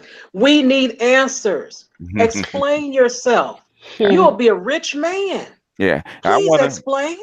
Bruh, there's like 1,000 billionaires. I bet you the Rockefellers would pay for this shit. If you if it well, it depends on whether it conflicts with their interest or not. Mm. Mm. But you know, For if, before you can even do that, you have to basically clean up all the cultural garbage that black people have. And I think that's gonna be harder than it looks because, I mean, like the years and You years and got years and 'em. hundreds of years of separation, and force separation, instead of just naturally let shit happen, mm, then they, yeah, I mean, they kept you separate from the access to their society, but but you were never separate from. You were never cut off completely from. They always had control over you. mm, There's never a time the white folks didn't have control over you. When black folks did try to stand up, have their own separate stuff, or try to separate themselves, guess what happened? they completely destroyed it. They destroyed it. I find that like a mental illness. I really think it's like these like what happened with the Macron guy. He's so obsessed with what's going on with African fertility, but he's not even looking at the France fertility. And like there's like I don't even call them babies. They're it's Mhm. born without limbs in France. And these are white babies. These are not like Arab or black Africans. These Yeah. are and it's not it's becoming more and more noticeable that these people have birth defects and they one scientist was talking about the reason why they're so addicted to opioids easily because there's a certain gene Hmm. that they have that can make them easily addicted Yeah. to it compared to a black person's gene. Yeah. Black people have a different. That's like cocaine, but crack cocaine in particular really ran through the black community because they found out that it was tuned to the black DNA. In other words, Yeah, it was a natural uptake. So, and opioids are different. Black folks, yeah, black folks really. I've never really met a whole lot of black heroin addicts. yeah. Uh-uh. Never heard. But it just sounds to me like, and I've seen it. I was like, you know, white folks are really obsessed with black people, and I'm like in the most weirdest, sickest way. That to me is disturbing. Well, because we have been their natural rivals for like 5 or 6 thousand years. It's not disturbing. It's normal. Basically, you look at where Africa is compared to Europe. They're right across the Mediterranean. So who's your Mm, natural rival? Africa. It's not going to be Asia. Asia's too far away. It's going to be the Africans. So the black folks have gone back and forth in Europe for the last 3 or 4 thousand years. It's not. It's not. I mean, if you go back in history, you understand. And the French understand because guess where France is? France is right across the Mediterranean from Africa. And Hmm. and if and they understand demographics. If you have a declining population and that's going to go below what 300 million, and you're going to have like 4 billion on the across the Mediterranean, what's going to happen to you? Well, They're number gonna cut off the resources of them, well, because well, of course, or you have to pay more for it, yeah, or I mean, you won't be able to dominate them anymore. There's two things that uh, there's there's uh, there's two things that you well, there's four things that you need actually to take over. Resources, Africa's got plenty. Population, they're developing that. When you marry that with technology and weapons, oh yeah, they you that's just a you just can't stroll in there and take what you want anymore. yeah. And they're worried about that. Of course, so naturally, okay, we can deal with the billion folks that are already there, which is going to be difficult. Okay, They we can't deal with we the can't, developing. they can't we they're gonna be 2 billion. That's already baked in. We can't deal with 4 billion people by the end of the 21st century. 22nd century, we can't deal with 4 billion people. Nobody can. Basically, uh, a third of the world's population will be in Africa, and that's a juggernaut. If they ever get together, that's a juggernaut. When you marry that with technology, it's over for Europe, for white supremacy in Europe as a dominant culture. It's over, and they know it. So what do you have to do? Convince. You can't force them to not to have babies. You have to convince them not to have babies. So what do you have to do? You have to introduce homosexuality, contraceptives, feminism, so that these black women's birth rate, which is now 5, almost 6, can get cut down to a reasonable rate, which is 3. They're shooting for 3. 2 is too far away, but they're shooting for 3. So they're trying to convince black women, oh, if you grow up and you have 4 or 5 children that you don't want, you're going to be poor for the rest of your life. And basically, you need to get your education and think about your children later. Don't have children till you're 30. So Hey, look what happened in Europe. what happened to America? But I mean, Asia, America. You can actually look at Korea, South Korea. 1970, the fertility rate was 5. It's 1.3 now. Damn. 50 years later, almost 50 years later, it's 1.3. 1.2. It's actually the lowest fertility rate in the world. So in other words, you change the artificial environment for the women. Women will stop having babies. That's what they found out. Oh, but now, well, I guess because now the advent of automation and AI, things are going to change drastically. Well, the thing is, it goes up. Women just don't have. If you ask most women how many children they will want, they would just want one. Mm. Most of them, they want one. I just want to have one to have the experience. Mm. And you have a few that are going to have, you're going to have a few that are going to have 2 or 3. You're going to have a few that's going to have more than 5 to kind of balance things out. And a lot of women are getting, the feminism convinced a lot of women to actually think about their career first. And then by the time they get their career going, which is, normally you're not peaking your career to like 35, okay? Where you hit your peak and then you level out. That's 35. But the thing is, for a woman, she's basically given up 20 years, basically 80% of her fertility. Probably 90% of the fertility, depending on the woman. So now she's at 35. She's got to find a man. She's got to find a mate. She's got to find a father, and then she got to have a baby within 5 years. Otherwise, the factory's going to close. Mm. I see. So they wind up having, like, look at Serena Williams. Serena Williams, Tika Sumpter, a whole bunch of others. What age do they have their children? 35, 30. 35, 30s. 37. Yeah. Serena was 35, 36. What was her name? The girl that played on the Cosby Show. She was 36. Wow. Oh, Keisha Knight. Keisha Knight. She got that dude. She got an alpha male, who was an athlete, to have a baby by at 30. The first thing she said, we need to get married because you need to get me pregnant. Mm-hmm. She needed to have a baby because And their marriage didn't last very long. I don't think she didn't care. Yeah. That's funny that you say that because I don't know. I just watch a lot of sci-fi. Mm-hmm. And I'm always wondering what would happen if we come to a point where transhumanism transcends and the AI start thinking like humans. I think what's going to happen is it won't be humans versus the AI. I think it'll be a combination of the two. It's already going to be embedded. I do believe it's going to be embedded, where you basically have almost like I want to say not quite the Borg, but something similar, where basically you're wedded to your technology, so the technology becomes part of you. So basically, it's not you versus the AI. The AI will actually exist inside of you. So it's like Venom, the movie. Venom. Yeah. Where you blend with it with a human being. Yes. Is Venom is an organism, right? Yeah, he's a symbiotic organism. Okay. Yeah. So basically, he's almost like a parasite.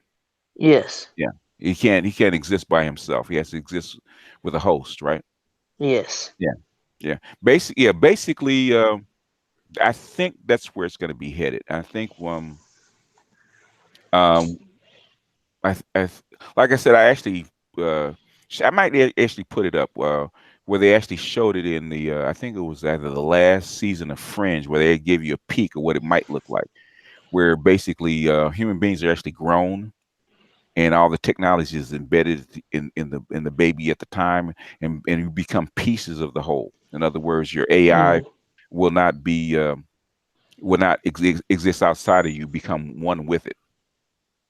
So the human mind Mm. and the computer will actually blend together. I think that's what they're trying to fight against now, the Luddites. Good luck. Yeah. Yeah. Good I luck. was just thinking about that because I was like, what if? And I was reading Philip K. Dick's books, and it's interesting. What if you incorporate and actually design a smarter, stronger, faster human being with the technology built in? Or what is an ordinary human being? How can you hold up to that? No, you can't. You can't. And people being people, if you want, well, especially women, if a woman is going to have a child, you know, is she going to want her child? She going to want her child to compete? Will she um, allow that technique to go inside her children? Mm. Mm-hmm. That's, I mean, in these days, everybody wants instant gratification. I believe so. Mm-hmm. So what I'm saying, the Z's, basically you're halfway there because you look at the millennials. What do they always look at? Their phone. They're already wedded to the technology as it is. So the Yeah, next oh the yeah, next step is actually put inside of them, where they don't have to hold the phone up. yeah, because like I'm at the cusp. I'm like the end of millennials and the beginning of the Z's. So I, Hmm. I, I kind of like I'm a zennial. Hmm. So I kind of see Yeah, where that's heading. yeah. You could. The technology almost a part of you for most of the millennials and especially the Z's. Like I look at my grandson. Okay, him and technology, are like a fish in water. Mm, And I've heard more than a few millennials said they wouldn't mind the technology being embedded inside of them. So basically, if the trend holds, that's what's going to happen. If human beings survive long enough, yeah. who knows? Negative. You think no? You don't think human beings will survive cats? I don't think I want any technology embedded in me. No, not you, Not you. but what about your children? Not them either. Hmm. What are they gonna when they get grown? What are they gonna say? I don't know. Well, the thing is that at some point, and it's easy to see the line of thinking. At some point, um, they're gonna take they're gonna start to transition um, from women having babies naturally to babies being designed and born without human intervention. It's gonna be um, artificial, artificial womb, designed baby. Put a designed baby inside artificial womb. You get put in some technology. You get a human 2.0 out the other side. Mm. I mean, that's on the roadmap. I'm sure. If it's not, then it will be. But they're not going to talk about that because it's going to scare the shit out of people.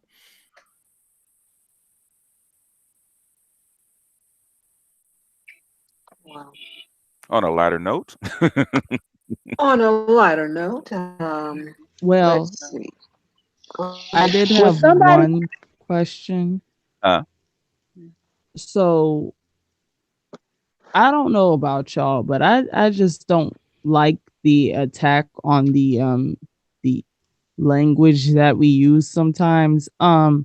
Mhm. See, I'm kind of confused because in my mind I thought white girl magic was something that was like popular in the 80s. You know, it was a particular substance that, you know, people like to party with. Oh, I didn't know that it was like Mm. something that black dudes was still using today. So I don't know.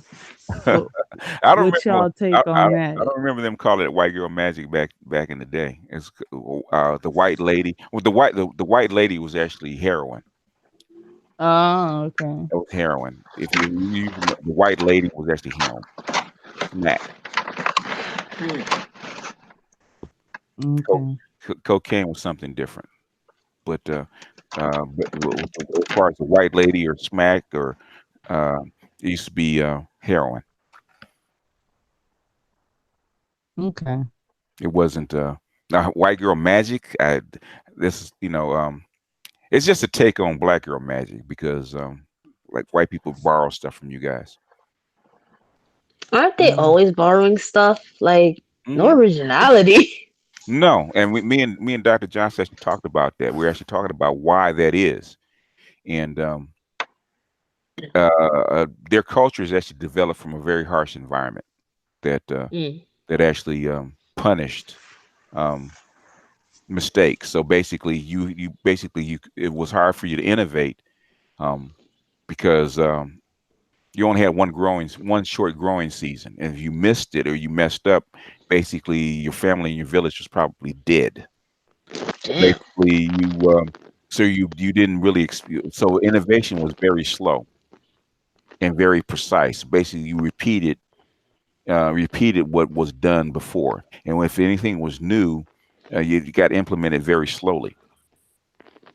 Mm, And what black people, but in the sub-Saharan regions, like in Latin America or even Africa, you have four growing seasons. So if you miss one, it's no big deal. Um, you wait another month, basically you have another growing season that starts. So you have four of them. So basically, you always have food, so you can experiment and you can innovate. You can try different things because the environment won't treat you as harshly. yeah. But in the northern climes, where you basically, your summers are very short and your growing seasons are very short, you don't have a lot of time.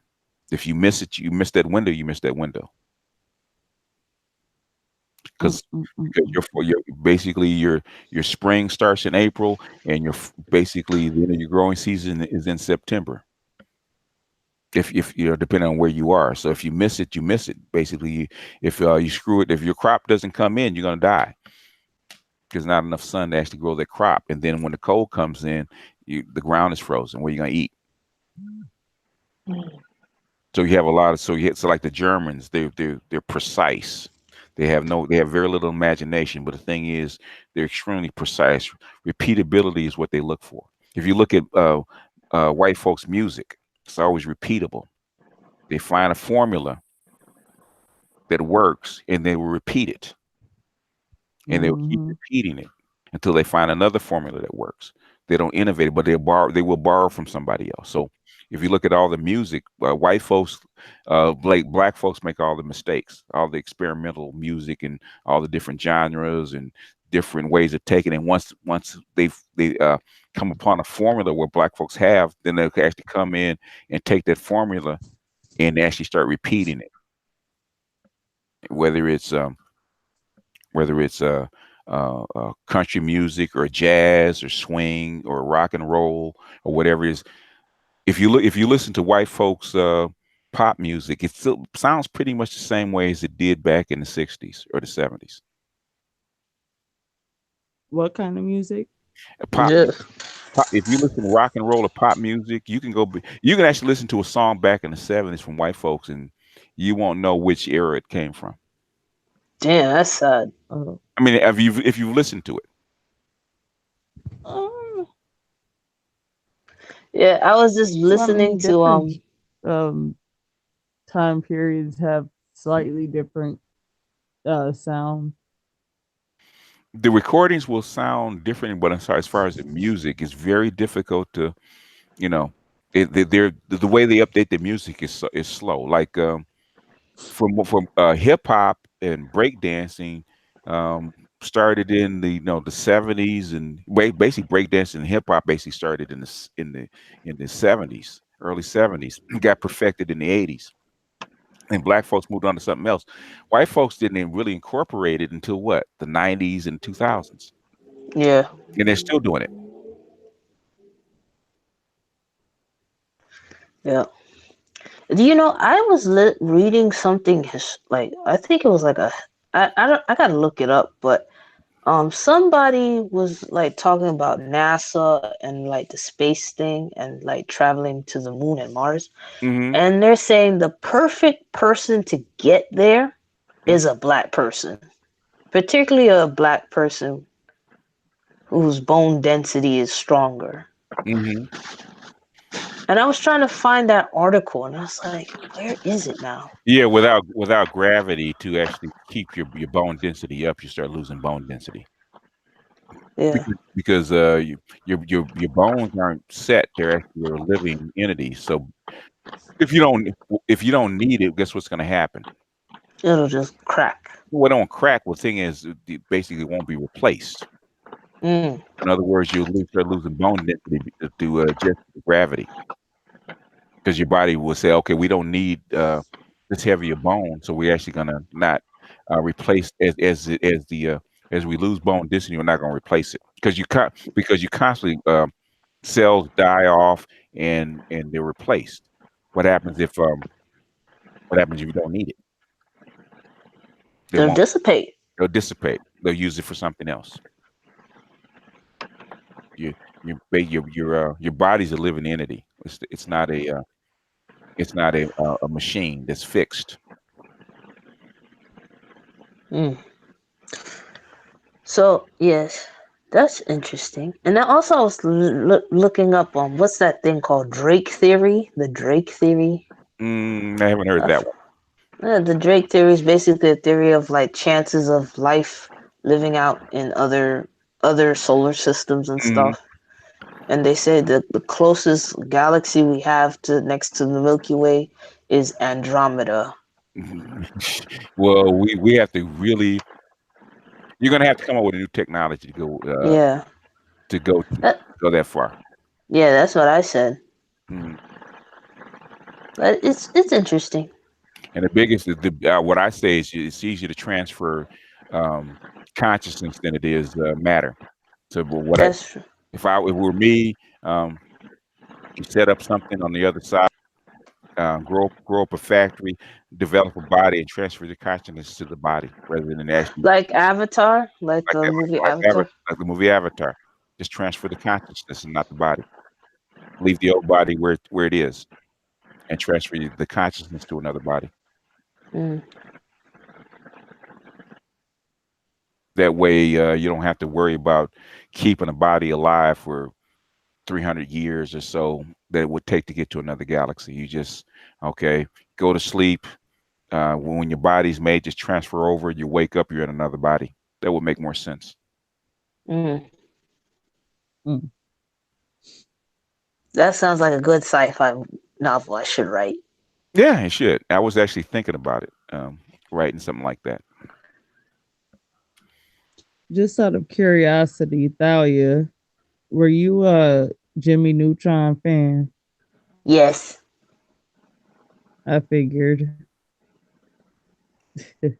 Jimmy Neutron.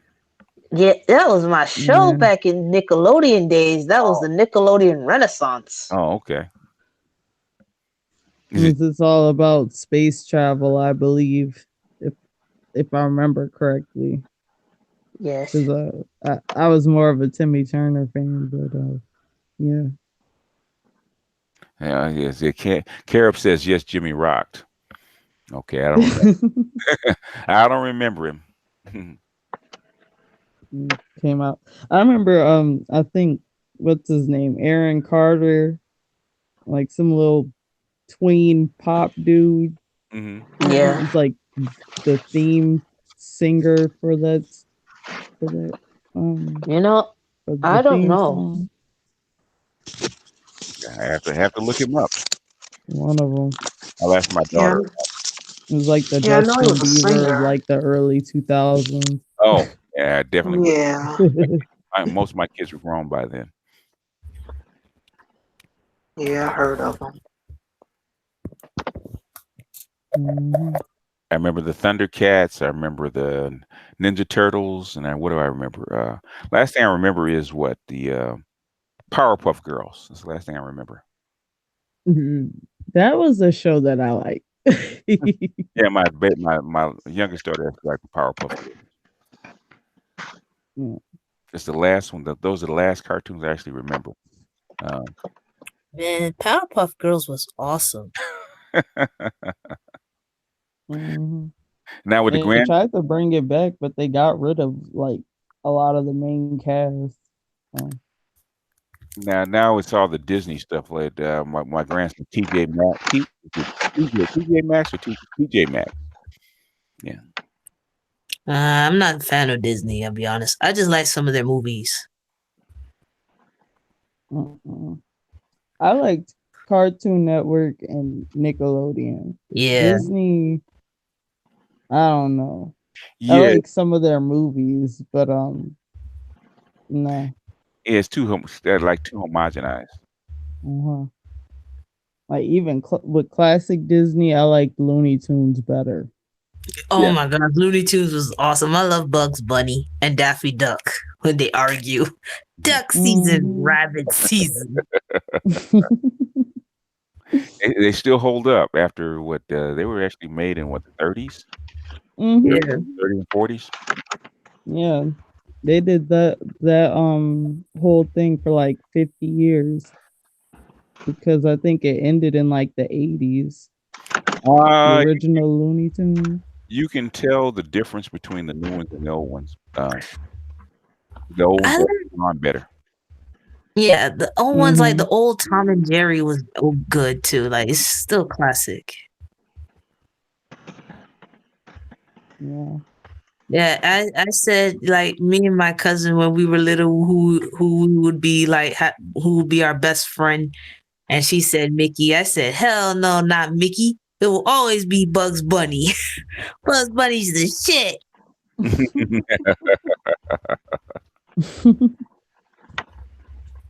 Mhm. Yeah, I was actually surprised how well it's held up because Bugs Bunny was an old cartoon when I was a kid.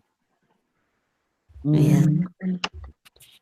And then the thing that I think is because Disney's more mainstream, Mhm. while like Looney Tunes is kind of like inside America and only like a real like like Americans would know Looney Tunes, while everybody else would just know Disney. Yeah, because Warner Brothers that actually developed the cartoons kind of died off a little bit. So Warner Brothers, I think Warner Brothers still exists, but it's very small compared to Disney. Yeah, Mhm. kind of miss it. But then again, it would be nice. I would love to see Mickey and Bugs Bunny go at it. That would be a historical moment for me. You might if Disney keeps buying everything up, you probably will see it.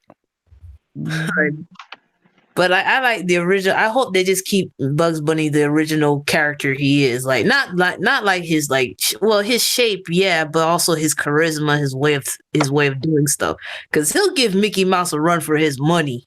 Whether the kind of character that Bugs Bunny is, that those people don't exist anymore in New York. They've all changed. Yeah. Um, you already kind of saw that in Roger Rabbit with who was it? Daffy and Donald Duck when they was playing the pianos with each other. Yeah, And they was like cussing each other out on yeah, the pianos yeah, and fighting. yeah. Computers that makes actually change the look of the cartoons because the cartoons used to be hand drawn, so they don't have Hmm. that smooth look like they used to have.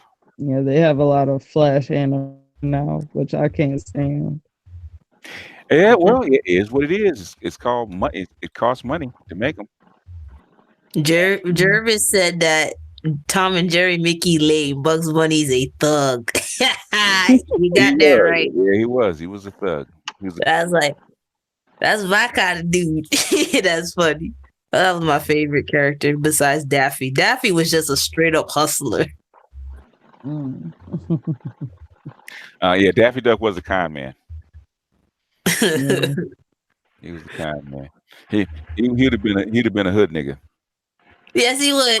A black duck. Yeah, a black. Well, yeah. But Daffy Duck was black. He was a black duck. Yep. He got beat up by his wife too. I was like, damn. Yes, He- I liked That's a Animaniacs. Growing up, my favorite joke from Animaniacs is actually they're the brothers and the sister. They're like looking for fingerprints, and the dude Yeah. says, let's look for prints." And the girl actually pulls out like a cartoon that looks like Prince, the singer. Because I found him. And then he says, Animaniac. Oh my god, that was yeah, my and he favorite. said, no, fingerprints. And then he kind of smiles at her. She's like, I don't think so. Yeah. What else? Pinky and the Brain. Oh my gosh. Like the Pinky and the Brain was like that to me speaks volumes of my logic. Like I have brain and then like one side is pinky. Mhm. I should call my brother-in-law Pinky. Oh, Lord. Pinky and the brain. Yeah, well, what are you gonna do tonight, Pinky? Brain, try to take over the world. I did not like Drawn Together. I thought that was a weird show. Drawing Oh. it. Yeah. It's You like a know- reality show for cartoons. Oh, okay. Oh my gosh, you know who I really liked? And I'll be honest, it's such a demonic show. Mhm. The Grim Adventures of Billy and Mandy. You know, I find it funny that the Grim was actually like the guy who played Grim had a Jamaican accent, and it Mhm. popped into my head like, you know, you can't really outrun death. Mhm. And then I equate it to Usain Bolt. I was like, oh, I get it. Mhm. Because these Jamaicans run fast, right? So Yeah. you can't outrun death. You get it? Yeah. Yeah. Was Usain Bolt around when that cartoon was out there? No, I mean he was around. He was just starting his racetrack career from what I heard, you know. But like the concept was funny though. Like, you know, Jamaican runners are known for their speed and running like the track and field. So I was like, oh, I get it. You can't outrun death. Okay, I got it. I got the pun. So they made the Grim Reaper a Jamaican person.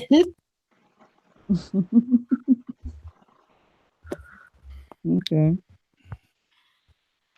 So what did you think of Courage the Cowardly Dog? Oh my gosh, that to me was scary when I was little, but I enjoyed it. It was like a thriller. It was like my little scary my fear porn episodes.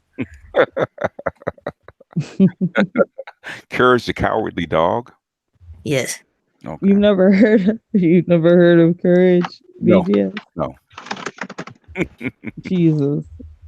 I was. Hey, You know, it's so funny because y'all always talk about how like messed up our cartoons, like our cartoons weren't as good as the ones I guess that came out in the 80s, but I don't know, we had some pretty entertaining stuff. Yeah. I mean, what I'm saying is that the you can tell the difference between the cartoons that are actually more computer generated than the ones that are actually hand drawn. Mhm. Yeah. The quality is not the same. Yeah. I think Japanese anime is probably still the closest to the old fashioned quality.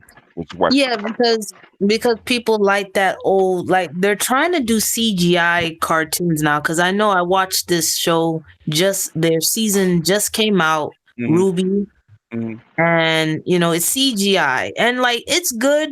They're trying to like get that CGI cartoon effect Mm-hmm. because I think a lot of it, and I have to say, ever since the turning point of 3D and gaming, Mm-hmm. a lot of cartoons are trying to do 3D now, Mm-hmm. like three-dimensional. Because, like, I think because like when well, not when Kingdom Hearts, when Final Fantasy came out with Final Fantasy, was it Final Fantasy 7? Mm-hmm. Yeah, it had to be 7. When they came out with that 3D, people were like, "Oh, this is new." I think there was another game that was just doing that too. I don't know who, but the 3Ds being introduced is bleeding into the animation now. Mm-hmm. You know, Hmm. but I still like the old fashioned because like the old fashioned to me is kind of like really, really good, and you appreciate the hard work. Mm-hmm. I think if it was meant to be 3 dimensional, then have it be 3 dimensional. But if like the original cartoon was like 2 dimensional, then just keep it 2D.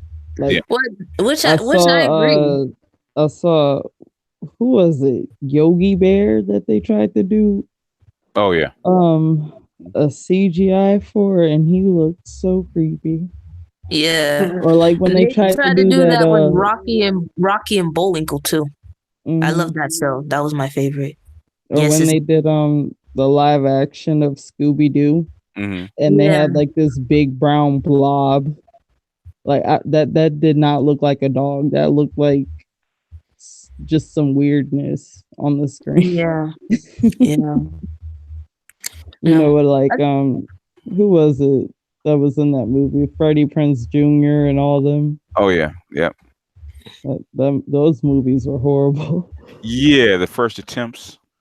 Maybe Hmm. maybe when the AIs get better, then they can actually do the same thing that humans used to do as far as drawing cartoons Hmm. with the same artistic kind of flair. It used to take like hundreds of people to actually make a cartoon. Hundreds of actually artists actually drawing stills and backgrounds and stuff. Yeah. And it got too mm, because Even like more recently, the Boondocks. hmm Before it went off the air, like the reason why it would take such long breaks between each season was because they said it would take forever to draw like each panel of yeah. animation, hmm which is so weird when you think about it because like all the other shows do it so quickly now with the flash animation and stuff. Yeah. Yeah, because well, the computer can actually do it faster. With it just won't have Hmm.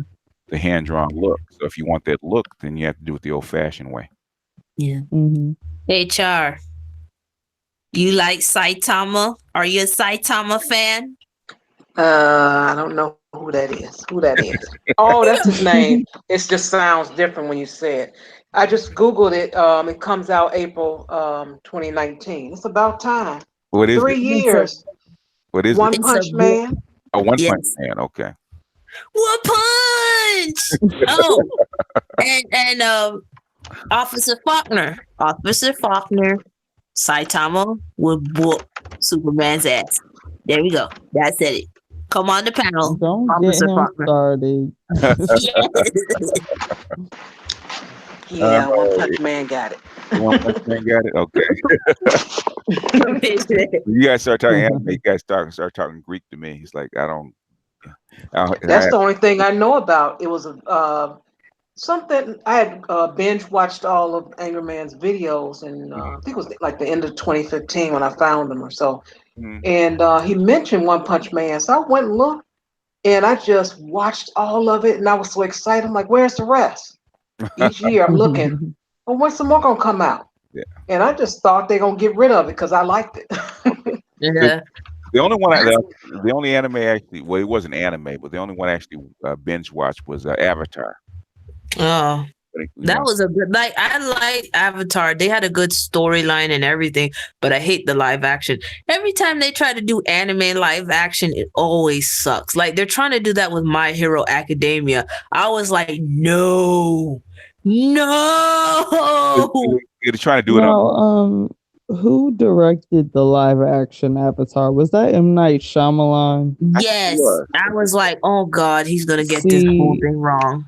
when you put his name on anything that isn't the Sixth Sense, Mm-hmm. you might as well expect that to be a flop. I was wondering that the Sixth Sense was so good. He needs to stick to like those kind of movies, thriller and horror movies. He can't do. And anything else afterward is just He's a one-hit wonder. one-hit wonder. Yeah, Yeah.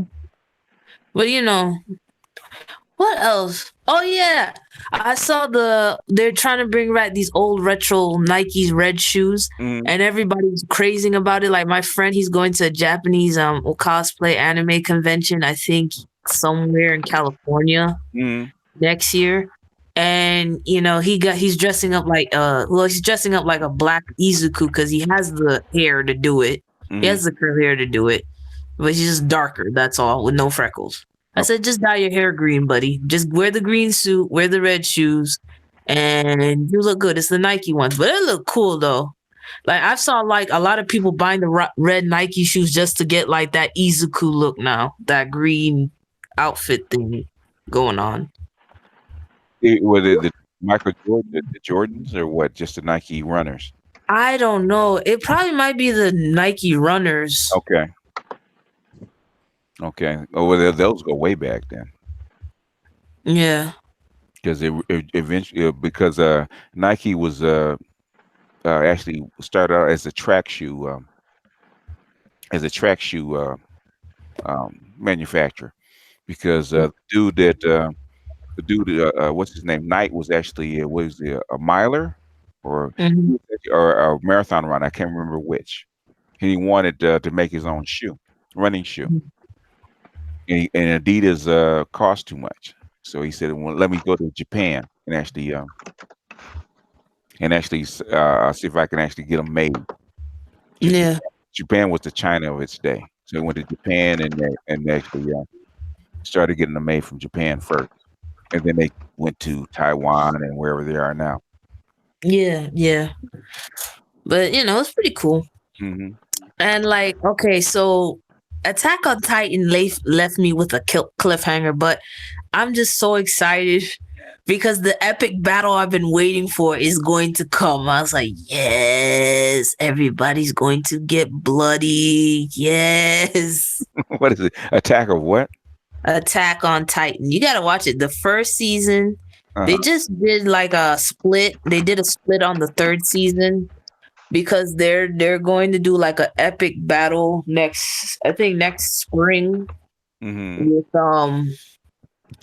with there's this I won't spoil it for anybody, but it is going to be epic. Okay. Anybody who reads the manga knows what I'm talking about. Oh, okay. But for all those anime watchers, I'm not going to spoil it for you. All right, it's anime. All right. Yeah. I've heard of it. I just don't know what it's about. So It's basically about like it's basically about these giants man-eating giants, right? Mhm. And like the world is in chaos and oh Lord. yes. Now, when you challenge God, you go up to Mount Zion to hold summit with him. Your ass better come correct. So I summoned God today. Yes, I wanted to piss God off. Yes, I did. I'm gonna have to tell you, Talia, little Peter Rabbit should stay the fuck out of Mr. McGregor's yard. That's what you should do. Okay? So I've been watching anime before you can pronounce the word, okay? So, this that time of bullshit you brought out of your mouth. No, not happening. Never. I'm not even going to go into why it won't happen, but just know it won't happen. I just love hearing you, Mr. Charles. Oh, yeah, it's just like your favorite. It's just like your favorite nerd trying to be captain of the football team. It's good wishing. It'll make a great movie, but the shit ain't gonna happen.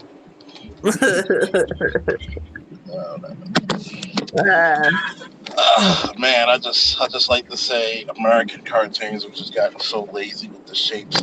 Yeah. It's so formatted. It's hard to come from a generation that gave you Transformers, He-Man, and Thundercats, which were, I mean, E- e- animated classics and works of e- art. yeah, even they were less used less cells and stills than the old cartoons. So they were even a step down. They had watered down even from there. And you look at the opening of Thundercats, and I can put that against any animated series ever. The opening itself is still held as a classic. Now I look at shows like what Cartoon Network is putting out. Like, Mm-hmm. don't get me wrong, I love Gumball and I love Adventure Time, but animated wise, it's crap to me. It's like yeah, it's like you can't go from Akira and watch that. You'll be like, okay, what the fuck did we do wrong in 35 years? yeah. I mean, Akira's like still good. Like I rewatch that religiously. Like before any anime, I have to look at Akira. And Netflix has a really bad habit of shitting on, with the exception of Voltron. I like Voltron. They did well with Voltron. Mm-hmm. Of course, they had to put an LBGT moment. One of the members of Voltron is gay. Oh Uh, God, yeah, social man. justice bullshit. I You, can't Everybody, we stand it. gotta represent, even though you're not even 1% of the population, fuckers. But they're also gonna do next year Shiver Princess of Power, and I'm looking at it like, yeah, you got one time to fuck up my. Yeah. I watched Shiver Princess of Power. If any of the guys listening saying they didn't, you're a fucking liar. But it's like you care bear niggas was watching that show, so shut the fuck up. care, So care, care, Yo, care, care. I've seen many niggas who watch Sailor Moon. I was like, y'all watch and Sailor Sailor Moon? Moon. Sailor Moon, I watched it, but it was like it was a little weird. It's Even though like I like Yeah. guess it's I like did being like the yes Jarvis, I did like the Bionic Six. it's It like was being loosely based off the $6 Million Man. like being a brony. Yeah, that's bronies are weird. Bronies are just weird fellows. They're Hey, Yeah. I know some bronies, so Are they weird? and they're weird as fuck. um, I'm not gonna say anything bad about them. You're No, not. It's not bad if it's the truth. they're different. Let's put it that way. Yeah. Oh Well, they're Lord, you know people definitely who are part of the herd, entertaining. huh? So you're on the scene where what's the guy's name? She's Overhaul. That's my dude, bruh. I'm looking at That it like I was the only animated series that I've been watching so far. I binge watched the shit out of season 3 of Seven Deadly Sins. That was pretty good. Mhm. yeah. Escador is the baddest motherfucker there. I just gotta say that. When they call him the Son of Pride, the Lion Son of Pride, they mentioned this motherfucker. This motherfucker's so prideful that he doesn't even hate you. He just pities you. This motherfucker had the audacity to tell his enemies, "Now apologize for being born in the same universe as me." Damn, I looked at him and I was like, "Damn." Imagine beating a motherfucker's ass to the point where he apologizes for being born in the same universe as you. Damn, uh, I love that hmm, show. what's they like there's some other animes I was keeping up with besides Parasite. What else? Oh, there's this it's a fucked up anime, but it's about like people going into the afterlife and they have to like test before they can get into heaven or hell. They have to play this game. I forgot it. It's called the something Destiny. Could somebody tell me in on YouTube on the YouTube chat what it was? What's the name I of it can't again? think. I can't think of it. It's it's a couple of shows I've been watching. Like, I'm trying to see how the Sheriff Princess of Power thing. The Thundercats that comes out on Cartoon Network makes me want to just like throw a bomb at Cartoon Network, man. It's just, God, you had a hit with the 2012 Thundercats. You had a hit with the 2002 He-Man, and now they go into this silly animated bullshit. Like one of my homeboys tried to say, "Well, at least they gave you Thundercats." I said that's the equivalent of a slave master cutting off your arm and bandaging up your stump for you, and you think he cares about you. Oh, you kind of shitting on people. It's not meant to be funny. Of course, it's going to have humorous times, but it wasn't meant to be funny. It was an action show, and it's like a sign of the times where you don't have anything for like boys to watch that are action oriented. It's got to be the girls could be heroes too. You already were the heroes. God damn. I'll be honest with you. I like the boy heroes more than the girl heroes. They have more in depth character. Yeah, Like it's like the way they treat the girl heroes is like they're trying to make them invincible, and it's like there's no character development. there's no. It's the Mary Sue effect. Yeah, it is. Yeah. It's like okay, I can get a couple of girls, kicking ass, taking names, but once again, for all you Marvel guys, and I'm a Marvel guy too. Don't get me wrong. You ain't gonna see Wonder Woman, shit stomping Superman. He stood up for the fellas. And it made sense. Like, okay, if she whooped his ass outright, why the fuck did you resurrect him? And that's where they get into these conundrums where you had badass, kick-ass female heroes. It's just you don't utilize them properly. Look at Yeah. look at Sakura and Naruto. Okay, she got this super strength, but she's a whiny bitch. That's all she. Oh my god, I'm gonna follow this guy who didn't give a fuck about me, and have his baby, and he leaves me again. Sakura is the hood chick of all anime characters. She chased the Pookie and Ray Ray for goddamn 600 fucking episodes, got knocked up with him, and he still left her ass. Damn. Yep. Yeah. And then here's the fucked up part, right? What's the one that Naruto married? Hinata? Hinata. So Hinata must have got. She knew she saw a winning lottery ticket when she saw one. Like I have. Like look at this. You got Sasuke, but I got the elected monarch of our fucking village. Fuck you, bitch.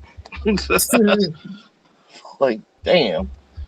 Like she could have been married to the Hokage of the village, but she chose Sasuke. I said, see,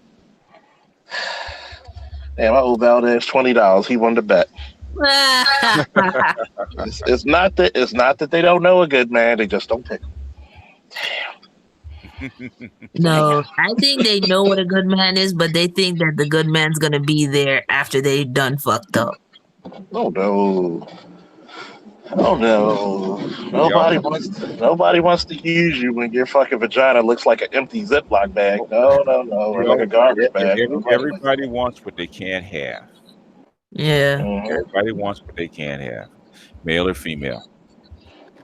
What new animes out there? There's a lot of romance animes, but I'm like, Hey BGS, I don't want $1 million. Huh?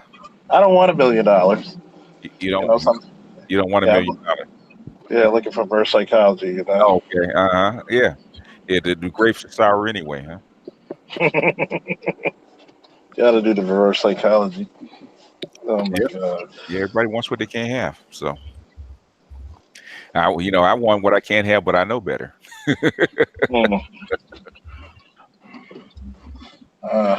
What'd you say? You want better trolls? Yeah, I've gotten some better trolls lately. I told you. After your little debates with She Who Will Not Be Named, I guess I told you convinced the world of insanity.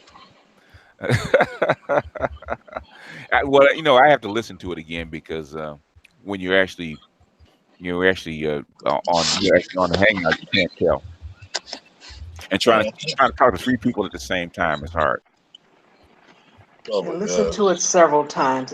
It's a beautiful piece. Mm, I beg you, listen several times. okay. No, don't do it. You'll destroy yourself. I think I only listened to like 5 minutes of it, but I could tell in that 5 minutes you were like running circles around her. But that's Because at one point she just kept going, I don't care. yeah. I don't care. Yeah. Like, okay. So Why? if you don't care, then why do you have a YouTube channel dedicated to all this shit? Mhm. And why do you wear like 5 to 10, 15 pounds of makeup to make you look lighter? Why do you wear like a mop head on your top of your head?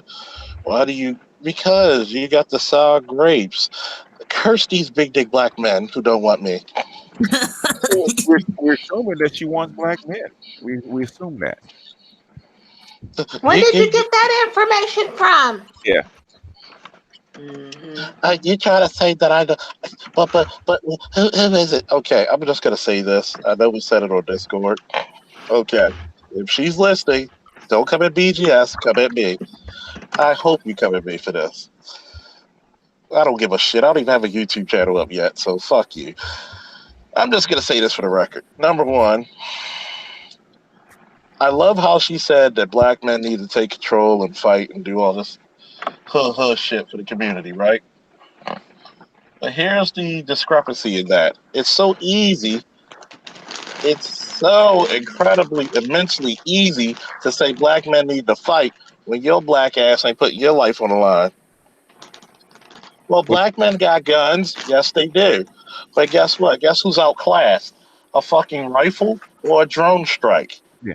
You're not considered a world power unless you have nuclear warfare. Yeah. Unfortunately, we're living in one of the places that has a couple of those bitches. Yeah. Well, you've been a soldier, right? You were a soldier, right? You did combat. Yes, Okay. sir. When a group goes to war, do they go to war just the men or everybody? It's usually just the men, but it's everybody in the unit. What I'm saying, in other words, what happens to the civilians? The civilians stay home and they take care of the fucking home. They They take care of do. the country. What I'm saying is, okay, if you look at Iraq or look at Syria, when you go through a war, what happens to the community during a war? It gets obliterated. It gets subjugated and obliterated. It's obliterated. Basically, you have two choices when you go to war, especially against a superior power. Okay, you can either the people that don't fight need to flee. Why you need to flee? Because the first thing is going to get attacked is what? The soft targets. Soft targets. Your supply line. Where's the supply line? It's not going to be the forward position where they're fighting at. Where's it going to be? It's gonna be your. It's gonna be your your water irrigations. It's gonna be your electrical companies. It's gonna be everywhere your oil refineries. It's gonna be everywhere you need to run a country. Yep. In other words, if the black community decide, if the black which I know they won't, but if the black community as a whole decides to revolt against the the dominant power, guess what's going to happen to the hood? You think they're going to allow the hood just to operate the way it does? No, No. I'm gonna give you a good example, and I said this before, probably on the men's channel. It's gonna be a little scary for some of you folks. It will be easier than Nazi Germany taking out the Jews Yeah. because number one, a lot of you Negroes, because of your quote unquote religious beliefs and because of your brainwashing and conditioning, wouldn't even buy weapons because you feel as though that the white man's always going to protect you, i.e., the police, the military. So you don't even have, and then two, you spent damn near 4 generations nerfing your men warrior spirit. Hmm. That being said, when when you have when you have a bunch of boys who are not trained to be warriors, who are going to be your primary fighters, sorry, ladies, we're built for war. I'm not saying you're not capable, but if I had to choose who's going to be built for war, I'm going to choose the guys. But guess what? Here's the thing I like to tell Miss G or whatever the hell she likes to be called. No matter how good is your fighting force, you're only as good as your logistics and your supplies. Hmm. If your support is shitty, you will not fight that war very long. Hmm. So even if we did fight white supremacy, gun toting and whatever. All they got to do is like how many people in an urban environment farm and grow their own food? None. Exactly. How many control the waterways? None. How many control the weapon supply or supply lines? None. So if I shut down, for example, in Baltimore, 695, 83, 395, you can't get out this fucking city. Yeah. Okay? Yeah. What happened during the riots? They closed the markets. You know Mm-hmm. what they had? They had fucking snipers on top of the buildings. Mm-hmm. And that's them want to be control the city. If basically if they don't, they pull. You know what happens to an urban center when you cut off the water and the electricity? It dies very It painfully. dies. In 3 weeks it'll be a cesspool. You can't. You won't. It'll be unlivable within 3 weeks. Hmm. And a lot of this time when she talks about black men fighting, it's like myself and the esteemed professor Cerulean Grace talked about. If she actually knew what military science dictate before she opens up her big, annoying, banshee screaming mouth Mm-hmm. and actually thought about this shit and said, well, military science dictates if I do not command the land, the sea, the air, I must infiltrate the system from within and take it as my own. Mm-hmm. Which is the reason why we tell the boys go into the firefighters, police departments, and the military. Mm-hmm. See, it's Well, so Officer Charles, why are you going to be dominated? You want to keep being dominated. What are you well. doing? Well, she likes to be dominated too, but not in the field of combat. But see, the problem is she doesn't know what domination was. The BGS and the esteemed Char Willie, Lady Char, and Tareen and myself spoke about this. Mm-hmm. Number one, they're not as dominating as you thought because guess what? It took black people to capture black people. Even to this day, how many white people do you have living on the continent? Hardly any. Hardly any. Yeah. Because they would die of all kinds of skin cancers. They can't handle the heat or the sun. Mm-hmm. So they weren't that dominating. Just like you told her, why are they dominating? It's called the cannon and the gun. Now it's Mm-hmm. called the nuke and the fucking drone strike. Mm-hmm. If you actually study some of this shit instead of going off her emotional tangent, why are they dominating? Guess what? We live in a white fucking country. Who's going to be the dominating factor? Who's the dominating Yeah, force in Officer Africa? Charles. Yes, ma'am. Got him. Well, she didn't answer that question though. Because she knew it was a trap. Mm-hmm. She Admiral Akbar'd you. Mm-hmm. It's a trap. No, she knew it was a trap. She said, "Well, what I do?" And I said, "Have you ever been to war, Cynthia?" Well, what I do know. I said, "Okay, what do you know?" Which is not much. Which you're not going to answer the question because you already know the answer to it. Mm-hmm. If trust me, if brains were money, she'd be bankrupt. Well, I'm glad you said it. That's why I said. That's why I said I'll take the heat.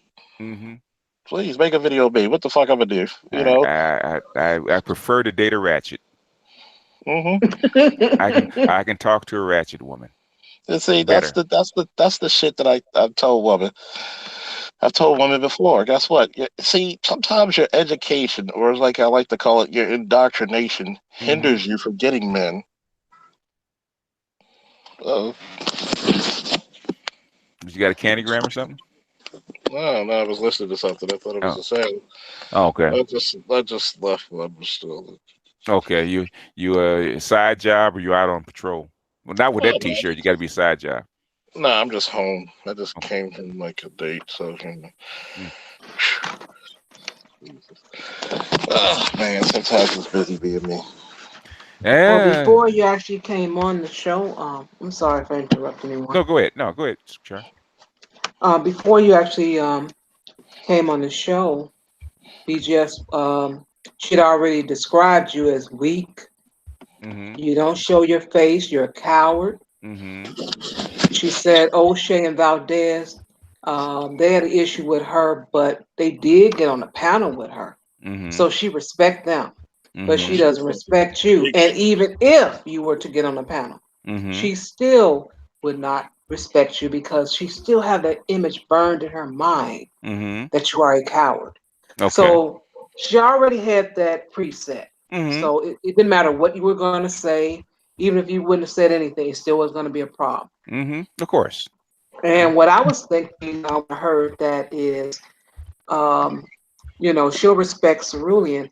And from listening, I'll say this entire year, I could say possibly 95% of what you guys talk about, you two agree on. So only 5% you may not agree on. So how could she have a problem with what you say, but she doesn't have a problem with Cerulean says? Because I just know it's some BS. Because I don't. Okay, there's a certain kind of sexual attention that Cerulean and Valdez give her, and I don't give it to her. Cool word. Alrighty then. It was they. In other words, they're they treat her like she's. They actually, even though they might disagree with her, they still treat her like she's an attractive woman. Like she's a natural woman. Yeah. You make me feel. Yeah. Y'all stupid. Cool word. Cobwebs. Char Willie. Uh-oh. My good woman. Uh-oh. You ain't shit. Why, thank you. I take all compliments. Thank you so much. I appreciate it. Oh man, I need to mark this down. The first time Charlie was told she made shit. She ain't shit. Yeah, she deserved that. Okay. Oh my goodness. Lady Char, I bow down to your superior beauty and intellect. But you still ain't shit. Still ain't shit. You still ain't shit. Oh my God. I mean, oh boy, she got the face that launched 1,000 ships. Boy, God damn. I mean, she looks like but that's the difference. Even though they talk to her, they cater to her. I don't cater to her at all. So she doesn't. I don't. Basically, I never wanted her to like me, so it doesn't matter. BGS is like that dude who walked in. He got that that BDE walking in there, put his shit on the table. Fuck you and your horse too. And a horse too. It's like the old joke. I know how to make your horse cry. I remember that. That was funny as hell. That is funny as hell. I remember that joke. Why? Because I showed him. And I showed him. He laughed. I can make him laugh, and I can make him cry. Have you guys heard the joke? What joke? Char has. I'm sure Char has. Well, that's why she's died in the back. Yeah, she died. She remembers that. That was funny. Showed okay. For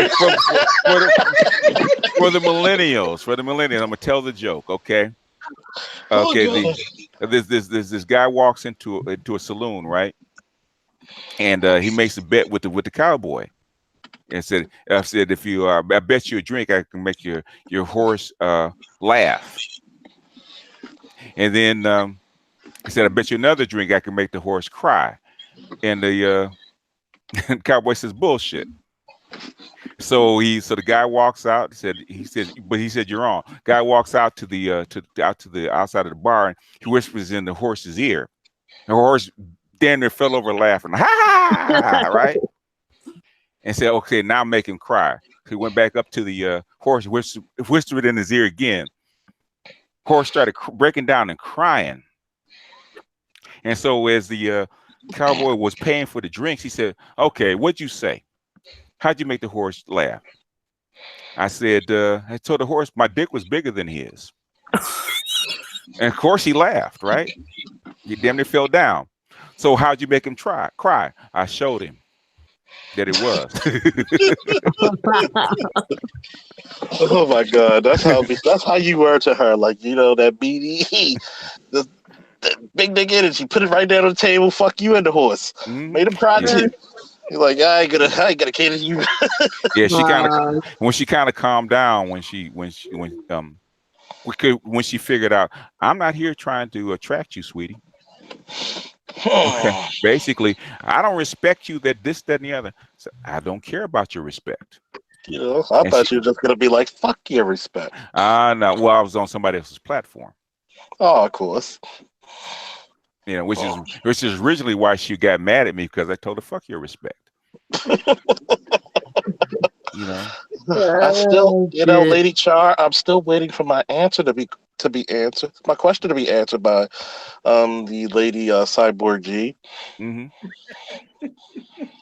Oh Will, Lord.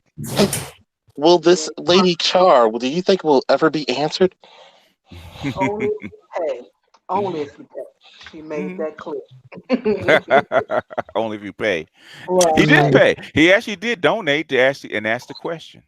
I've donated an ass. Yeah, I The thought. super All the, chat. Yeah. they were like, Wow. oh, It's I'll tell you, it was, oh my God, I'll tell you the behind the scenes story of that one real quick. You don't mind if I say it, BGS? What? Oh my God, when it was me, you, and, Oh it yeah. was me, you, and a couple of fellas on Discord. Yeah. And they were like, I was like, I should super chat my question to her. Hmm. And everybody like, do it. Don't Yeah. get a bunch of niggas around. It's like a fraternity. So I super chat, so, what's the opposite of a beta male coon? And she looked, and she Uh-huh. starts squirming in her chair, Uh-huh. started doing a little dance, like a little, like any man who's experienced with women know what that dance means when they start squirming. Oh yeah, yeah. And I was reading the comments of the women. Oh, that's just a $2 super chat. Da, da, da, da, da. And I said, I know a $2 chick when I see one. Oh, whoa. Ooh. Ooh. And Whoa. the craziest part, that comment wasn't even directed to Cynthia G. It was directed to a couple of chicks in the chat. Oh, That wasn't very nice, Officer no, Charles. it was not. I'm sorry, when I go to work, I don't wear a white hat. My hat's blue. I don't ride a I don't when I go to work, I don't ride a white horse. Okay. I don't ride.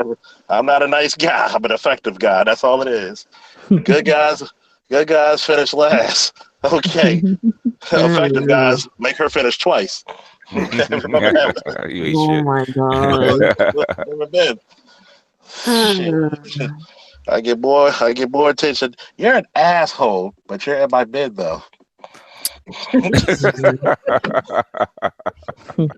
Mission accomplished. You know, I've done the nice guy shit. The only thing nice guys get is the booby prize. Drop her Yeah. off to her quotation cousin's house. Yeah, that's all nice guys get. That's the only good thing about having a very pretty girlfriends, right? The easiest way to get a woman to shut up and get in your bed is show a picture of your last girlfriend. Uh-huh. Yeah. Hmm. Oh, trust me. You lucky I don't have a channel up. I'll be telling dudes all the secrets. Hmm. That's the easiest way. Man, you So got okay. Oh, sorry. go ahead. I was gonna ask. You know, if you get to, okay, let me reword this correctly. Okay. Okay, get it out. So if you could pick which horoscope, which sign would you be? What sign would you be rather than the sign that you were born with? Phew, that's a good question. I think I'd probably be a Leo. Leo. Hmm. Showman, Huh. because Leos are the ultimate extroverts. Mm. I You want me don't to know answer that enough question? about the other signs to answer. Hmm. You want me to All I answer that know question? is for some reason people think Pisces be in their feelings. I don't know why, but whatever. I couldn't answer it either. And Huh? your birthday's February 23rd, right, cats? Yes. Same birthday as my mother. Mm-hmm. You got a mean side to you. Of course, all Pisces do. Stop your Negative. goddamn line. Bunch of fucking little short Bruce Banner motherfuckers. One of my best friends in the department. She's got the same birthday as well. Little mean little motherfuckers, short motherfuckers, man.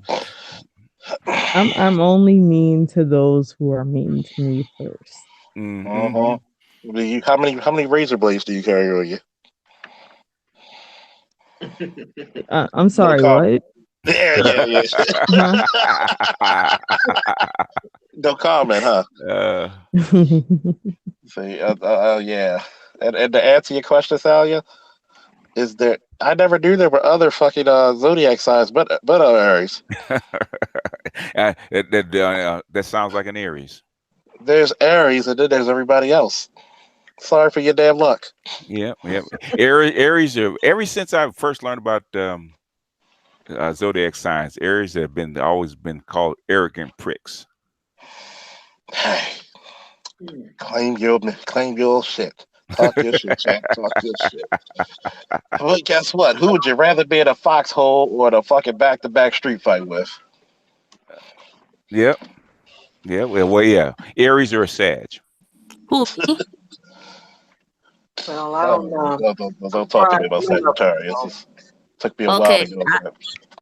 I'd rather be a Sagittarius. Shut up. Oh, Why? fuck Sagittarius. What's Well, wrong you with know what? Sagittarius? Because what? Sagittarius is actually my moon sign, so Okay. Fuck Sagittarius. So thus the diary, right? huh? I said that's the diary. Okay, that hidden side, huh? That's where the diary what comes out, the judgmental side, huh? Uh-huh. My, I Mhm. found out my hidden moon. that you cloak so well. She was trained by the best. Go ahead, Thalia. I found my hidden moon sign was Gemini. I was like, what? Okay, that makes sense. That makes sense. Well, that's probably why you love anime. Yeah. Uh-huh. Oh yeah, by the way, fuck Sagittarius. What's wrong with Sagittarius? I'll tell you later. It's In other because of words, his ex or one of his. that's who he's that he attracts Sagittarius, and don't get along with him because they're judgmental, and Aries do not like people judging them. Oh, I got a boyfriend that's an Aries. Aries is like, put it to you this way, to give you a good example. Aries are the crackheads, Sagittarius are the crack. It takes a while to kick the habit. And every so often, you're gonna dip and dabble. And you're gonna people be like, I thought you're gonna leave that chick alone. And you look at your friends like Jimmy Swaggart, I have sinned. Yeah, those are, Aries and Sagittarius are the two signs that it's either my way or the highway. Oh shit. And then, it's crazy. What makes it crazy is that they're both stubborn as fuck. Great sex stuff. Great sex stuff. Yeah, two fire signs, but the thing is, fire versus fire. You know, I don't know how it would work if. Well, yeah, I do know because my boyfriend's an Aries. But it's so funny. His moon sign is Gemini too. So I said, "Wow." It's where you connect.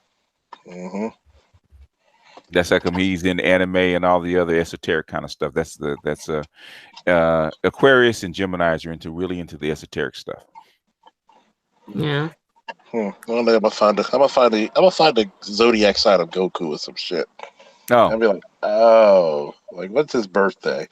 Oh no, why did this motherfucker act this way? And I was watching me and my son were watching Resurrection F. You ever watch something and you be like, man, this shit's good. You already know the ending, but man, this fucking shit's good. And we're notorious rewinders. Did you see this shit? That was a good movie. I kind of that deserved to be seen in the theaters. I'm looking forward to the Brawley.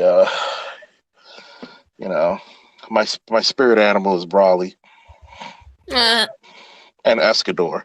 Very much Escador. Said somebody always attracts Sagittarius. That makes Sagittarius cry for whatever reason. Because you're a mean motherfucker. That's why. Look what you. Because you're a Gemini. You're a Gemini, BGS. Geminis are like double. They're like double-edged swords. It's like Geminis are like what was what was the name of Jessica Jones's arch enemy, the Blue Man, or what was his name? Yeah. Purple man. The purple purple man. man. Yeah, the Geminis are the purple man of the zodiac. Mm-hmm. And I was born from a Gemini, so Mm-hmm. Geminis love to get into your head. yes, they do. See, That's like, I'm born from two dual Pisces parents. oh, okay. Oh, Jesus. you caught hell. Yes. Like How did two Pisces get together, man? Because when them fish flip, man, it's a fight. when the fish are together, they're Yeah, together. they're together. Yeah, When they not, oh, it's oh no, it's war. on his war. Yeah. It's Jesus Christ. God. I look at my brother. I looked at my brother when we were kids sometimes. Mm-hmm. And we just looked at them and we just like when they argued and fought, and we Mm-hmm. just like, the fuck's wrong with you? Like y'all was just, and then the next minute y'all in each other's arms. Like, what the fuck wrong with you? Mm-hmm. Now I'm dealing with a fucking Capricorn, and I'm like, the worst fucking sign. An Aries and a Capricorn. Mm-hmm. She says I'm judgmental of people. I'm not judgmental of people. I just call people stupid. Mm-hmm. Sounds like my boyfriend. He's like, that's stupid. Like, And I just laugh it off. Yeah, well, I think the worst sign for an Aries is probably a Taurus, because Oh God. they will not change. There's nothing that's you can the do to one. make them That's change. the one. That was the one before that. Yeah. In other words, there's nothing you can say. They're not going to change. Mm. You can call them names. You can make them feel bad, but guess what? They're still not going to change. No, they will. They're like, fuck you, fuck your life. Mm-hmm. And people be like, you're such a nice guy, but man, you get mean, and like, I'm not ornery. I'm the nice guy. Like, I'm the guy who's like, read his book, play his game, and you just, you know, how people just poke you right there in that sensitive spot. Yeah, And well, you and Sag just don't give a fuck. Yes, Fuck your feelings. That's the yes, first thing an Aries would say. Yeah.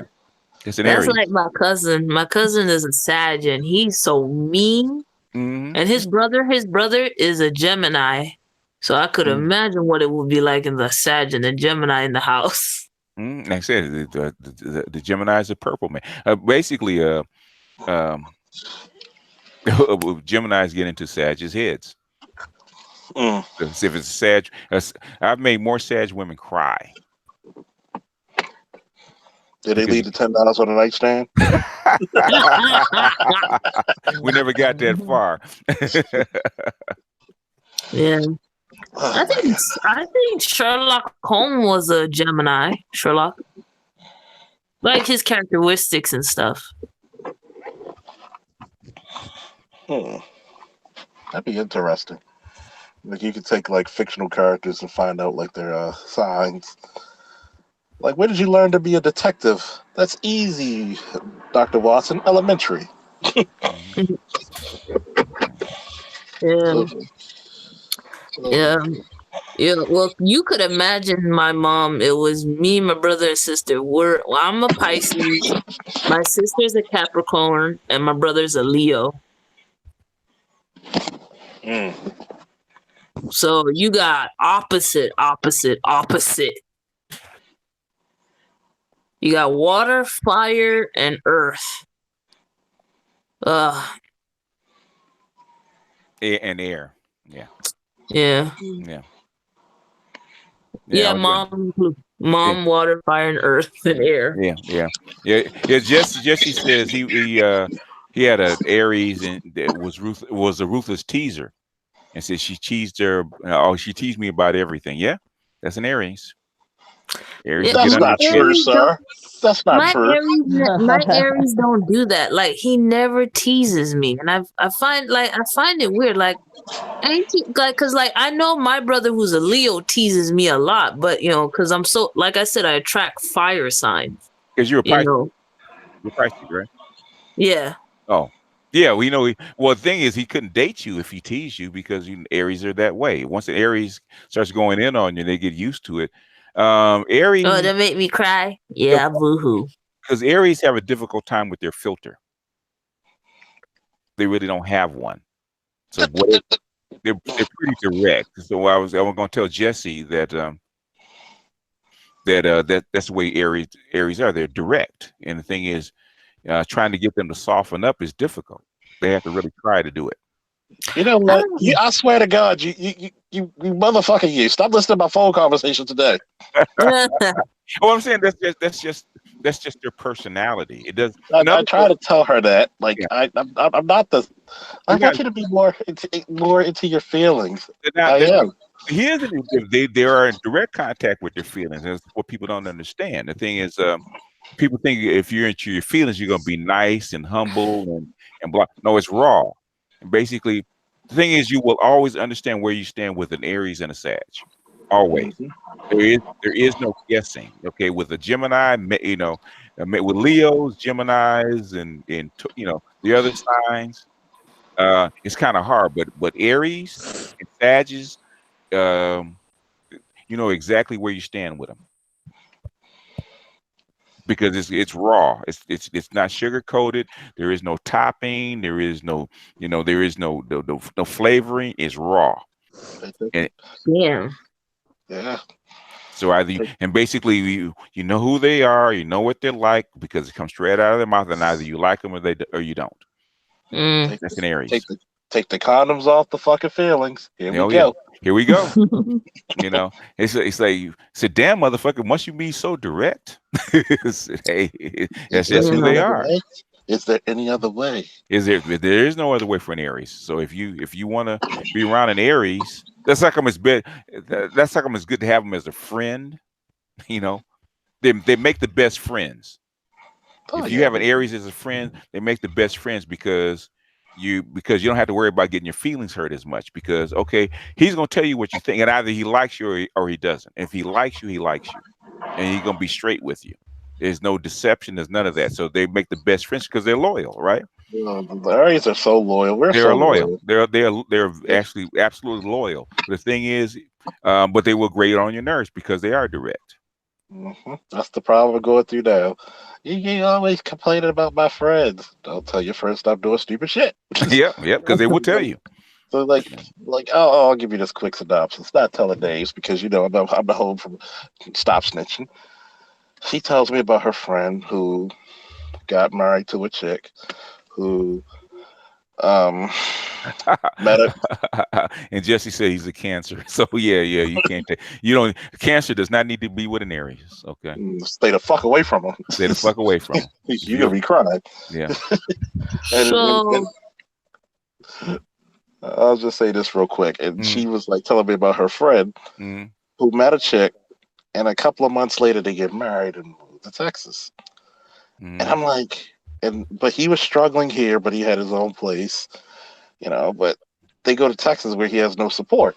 mm, And I said, that is some of the dumbest shit I ever heard. I couldn't hold back and not say it. And mm. she was like, well, I just want you to tell me my friend's gonna be okay. He's gonna be okay, but that's still some dumb shit. See, you always break people down. I said, I'm like the army. I tear people down and build them back up. That's still some dumb shit. Fix that shit. Unfuck this situation.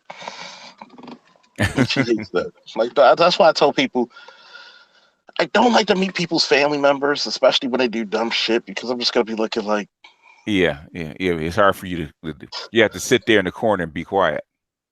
yeah, like you know what? I gotta bring this flask with me. What you drinking? Kool-Aid, Kool-Aid, Kool-Aid. Yeah, I gotta hide the flash from my son. Ooh, Kool-Aid, can I have some, Daddy? No, not for another 13, 14, 20 years. Ooh, this is Daddy, shut the fuck up juice. But go ahead, Talia. No, she'll be back in a second. Uh, I've been noticing that thing been going in and out, like on different It could be her. It could be her reception because I think she's things. Yes, Irish on women cell do phone. love sports too. Hmm.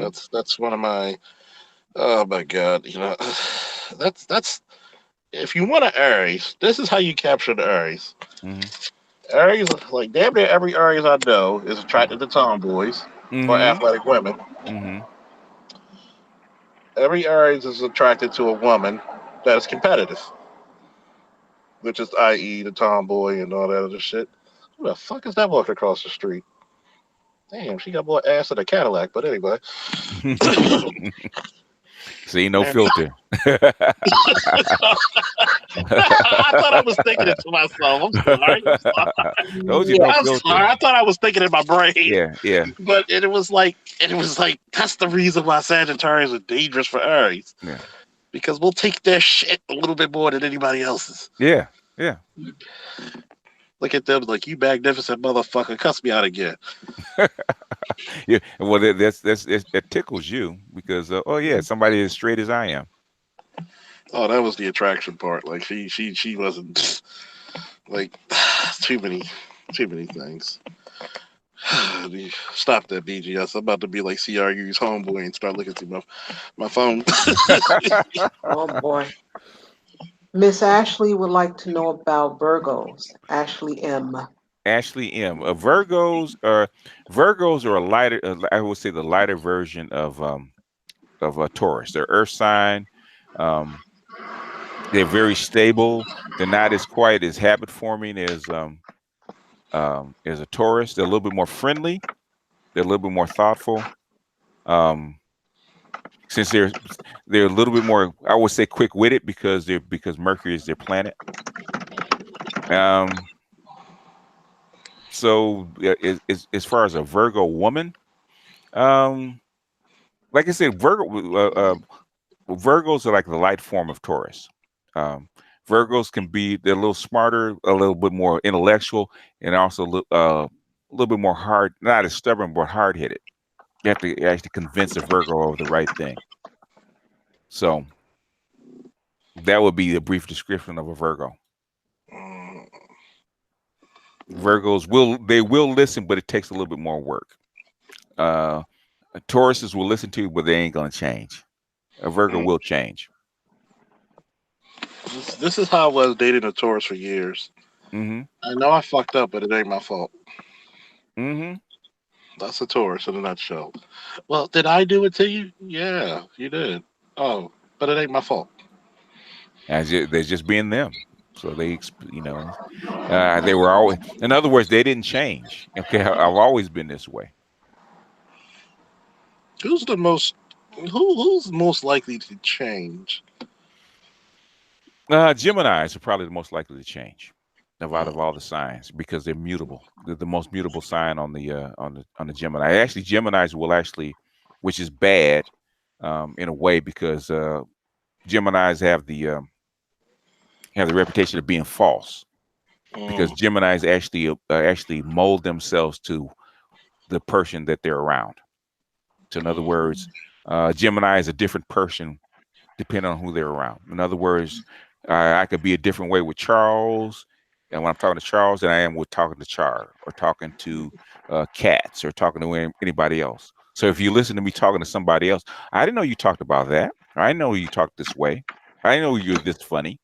I'm just not that funny with you. So they think, okay, you're hiding something, and not that you're hiding something, is that you're different with each person. I had to ask a question, but I'm gonna ask it a different way. That was in the chat. Somebody said BGF should date a Sagittarius, but I'm gonna say, have you dated a Sagittarius? Uh, my sister's a Sag, but as dating one, no, I never. No, my best friend is a Sag. My sister's a Sag. Uh, my nephew's a Sag. But as far as a dating one, I've never dated a Sag. Capricorns.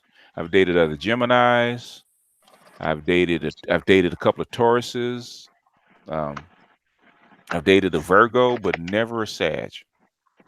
Hmm.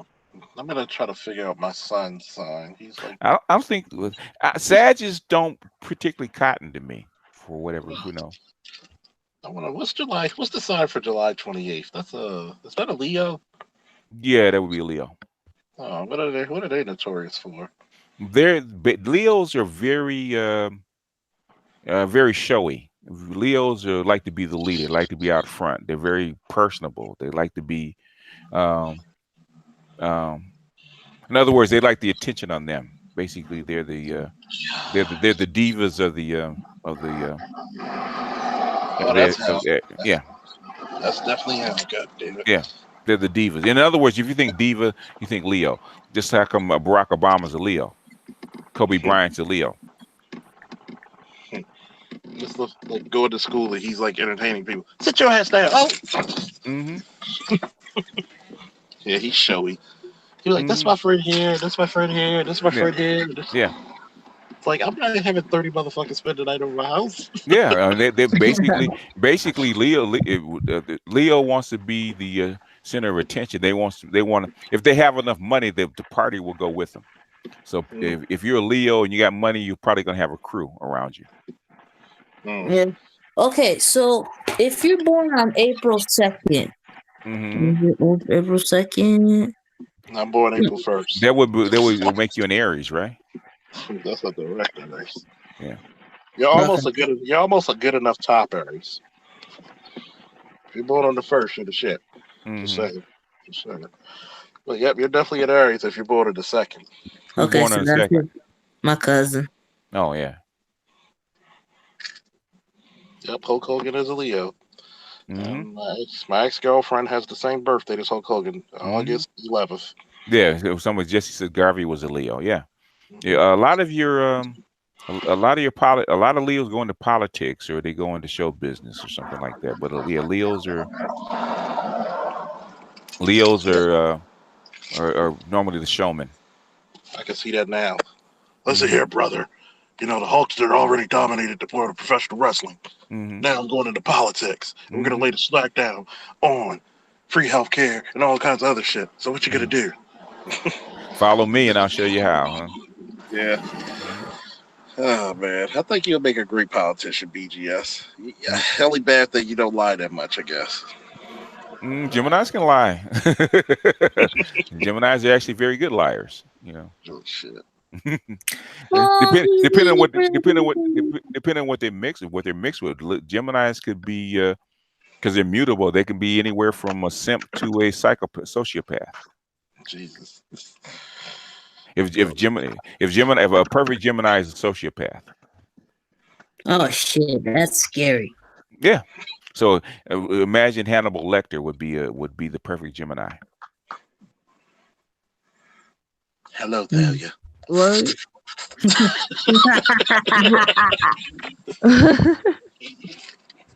No, because like my cousin, she just gave birth recently, and it's funny because one of her children were born on she's married. One of her children were born on a leap year, and the other one was born as a Gemini in May. And like I look at two of them and I'm like, you know, they're both something's off about those kids.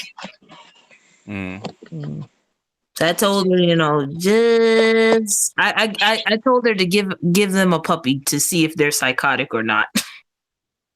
just I don't know, something just I don't know. I guess because I'm my intuition, I guess because of Pisces, you can just feel something's off. Yeah, like my youngest grandson, he's a Gemini, and he basically he adapts to wherever he's at, and he does his own thing. So, and they're quick with it. So, you look, and he's quiet, so you never know what he's into. Well, my brother's a Gemini. As children, we did not get along at all. But now he's like super chill. But he was a piece of work when he was younger.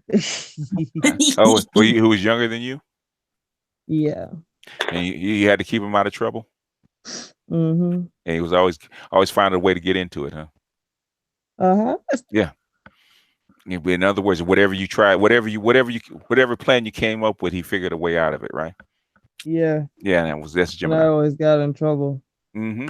Yeah, I don't know, but like my brother and sister, I had to deal with two different personalities. One with the first was with Capricorns, and I was like, I will never have a daughter or have a daughter who's a Capricorn because My sister is the epitome of drama queen and just overly sensitive sometimes.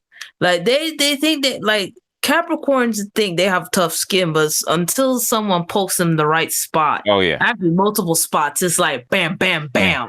They got tough skin. It takes a while. Yeah. Yeah. Whereas I can tell you about an Aries. Don't poke Aries, okay? Nah. But I never poked her. It's just that she was just a drama queen. Mm-hmm. My cousin from London, she's like, you're nothing but what? You're nothing but what? Okay. What worked on her?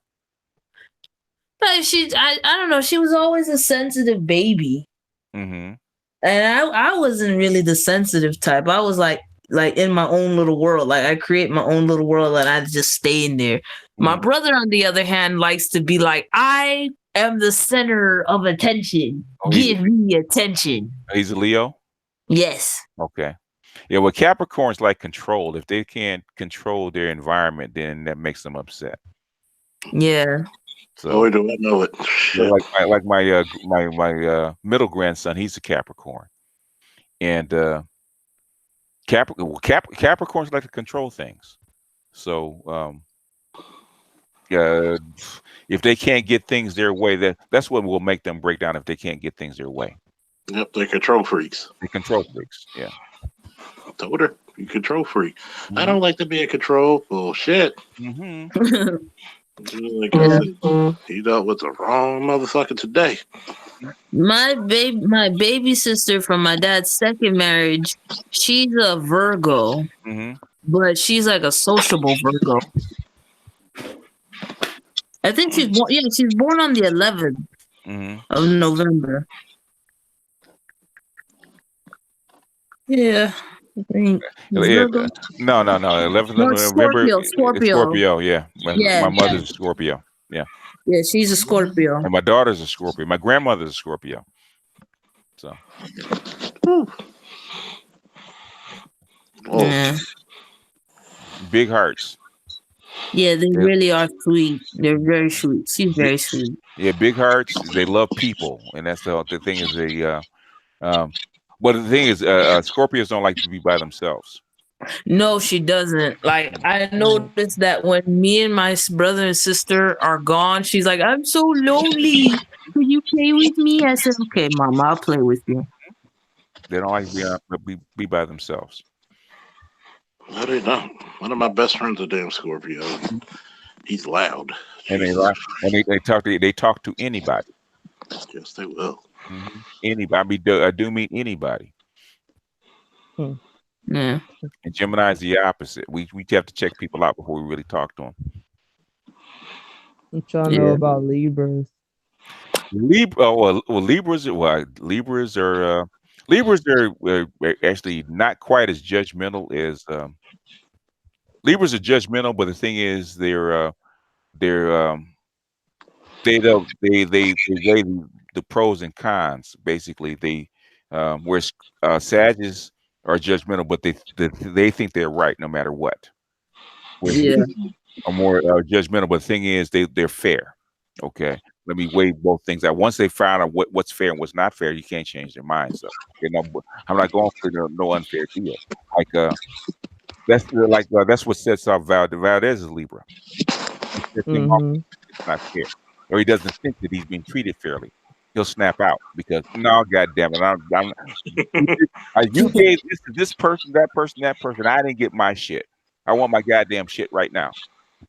Make it fair. Yeah, Valdez, my grandmother, and my youngest brother and his twin sister are all Libras, and their birthdays are all right after one another. Yeah. I got my sister, my brother. I got about 3 cousins that are Libras.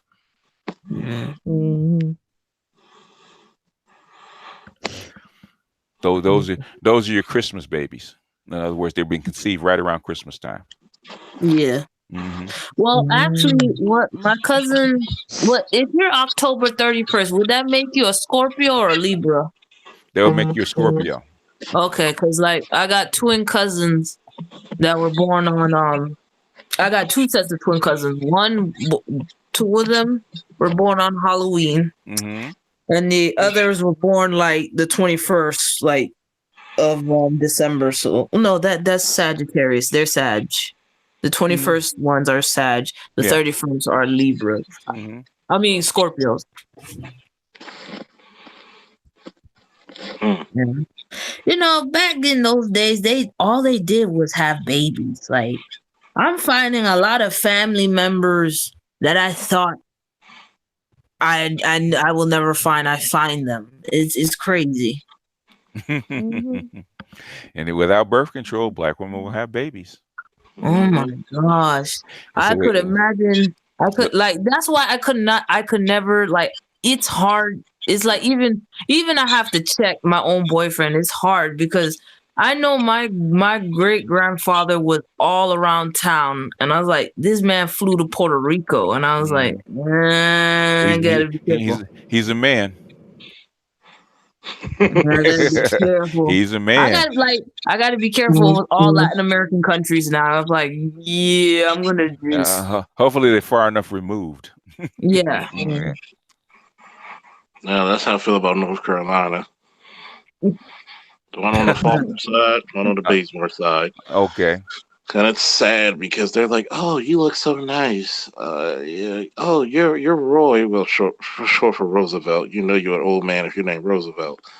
Oh, you Roy's grandson, aren't you? Oh, you are so handsome. Look at these muscles."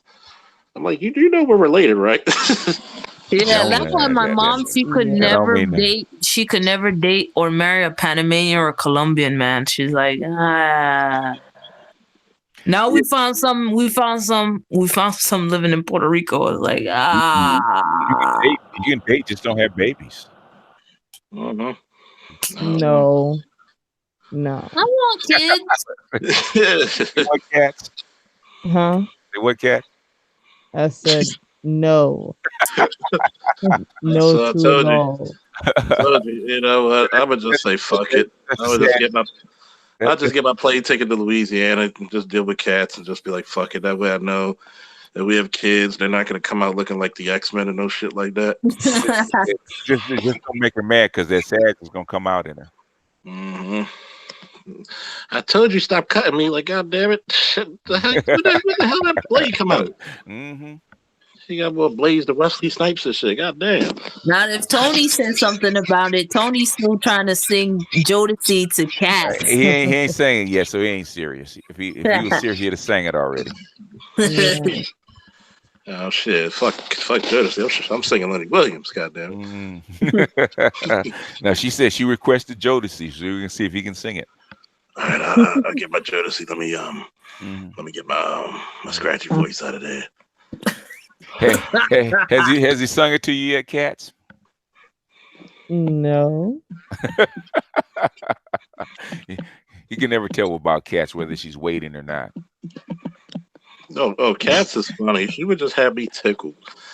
And oh my god, I could introduce a woman like Cats to my mom. She found out she had the same birthday, and so you gotta understand, my mom never had a daughter, so she's really in tune to like women. Oh, come on, hey baby, let's go to Sam's Club.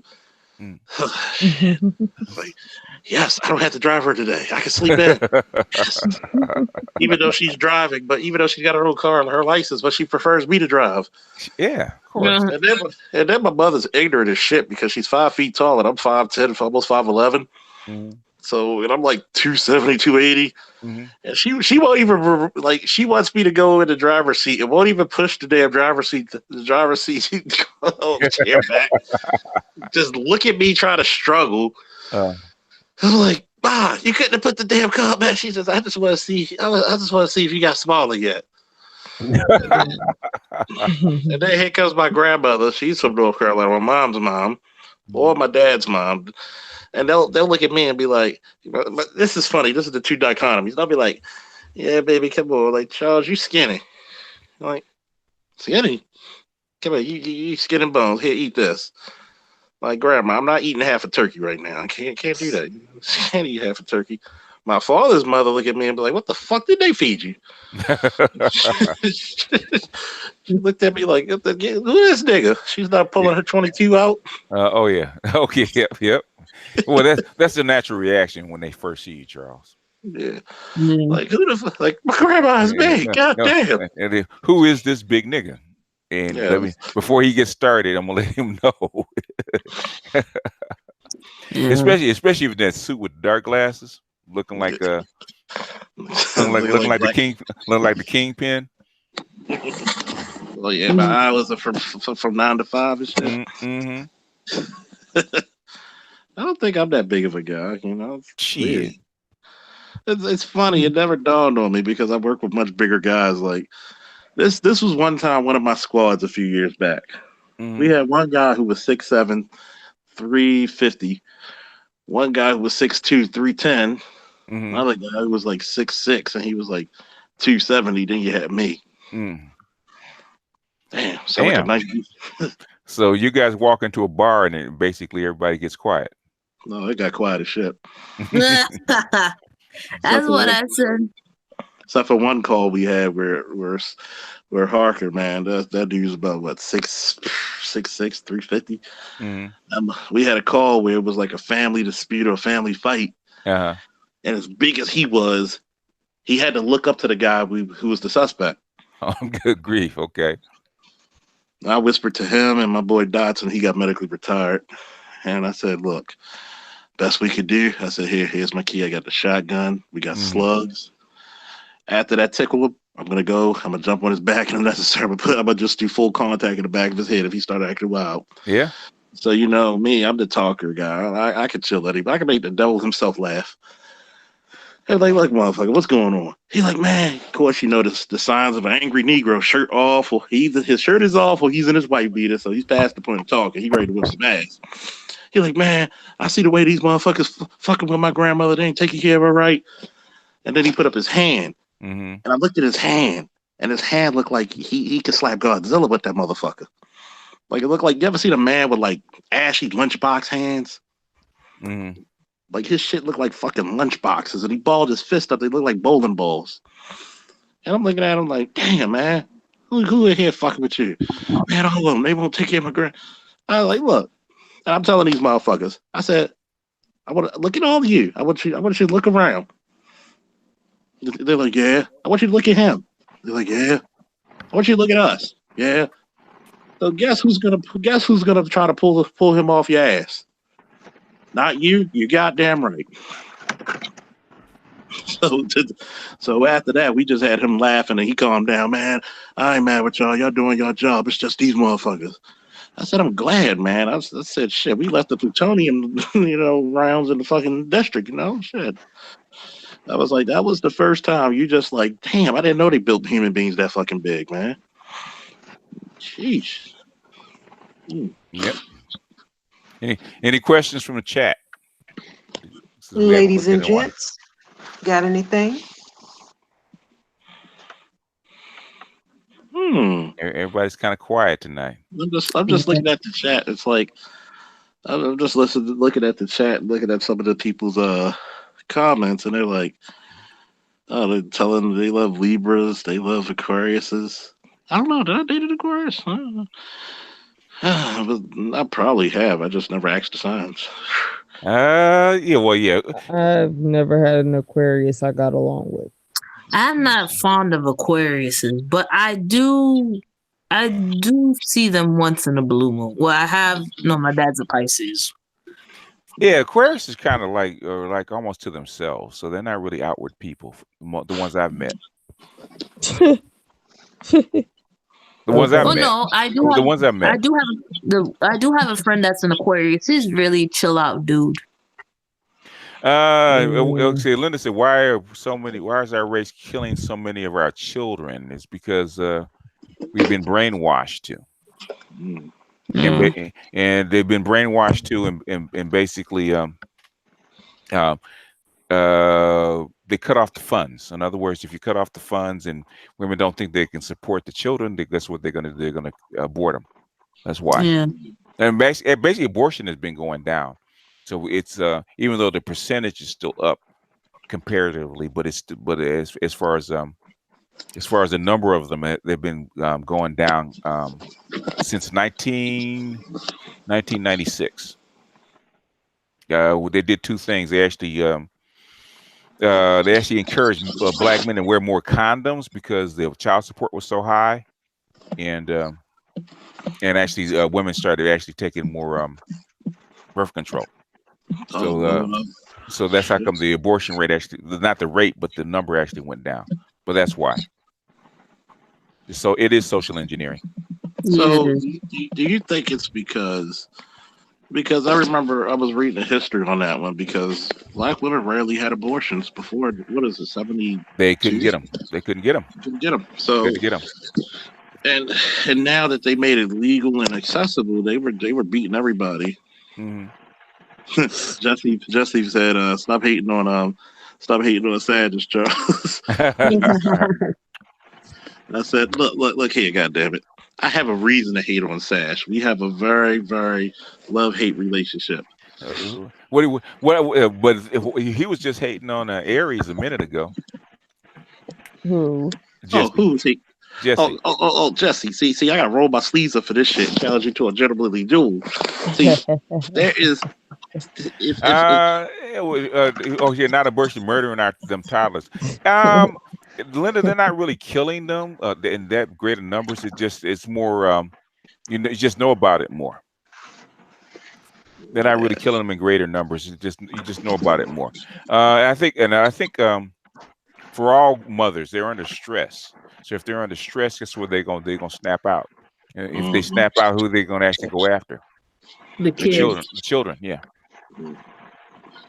Yeah, that postpartum is for real, folks, man. If you have a kid, I didn't think it was real till my son's mother had my son, and she would just there's moments that she would just flake. Like, yeah, she couldn't take his crying, but she would cry herself because she's frustrated. So there's times I got to take the baby away from her. She's like, there were like so many emotions in there because they still have their hormones in them. Did she breastfeed? Did she breastfeed your son? No.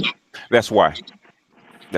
Because if she breastfed, then she'd actually generate what they call prolactin, and prolactin would actually make her defend the child rather than be upset with the child. Yeah, that's why.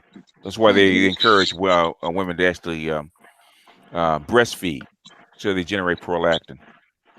And if you ladies need practice, I will be a test dummy. Oh Lord! Oh my God! I will do the honorable sacrifice. Oh God!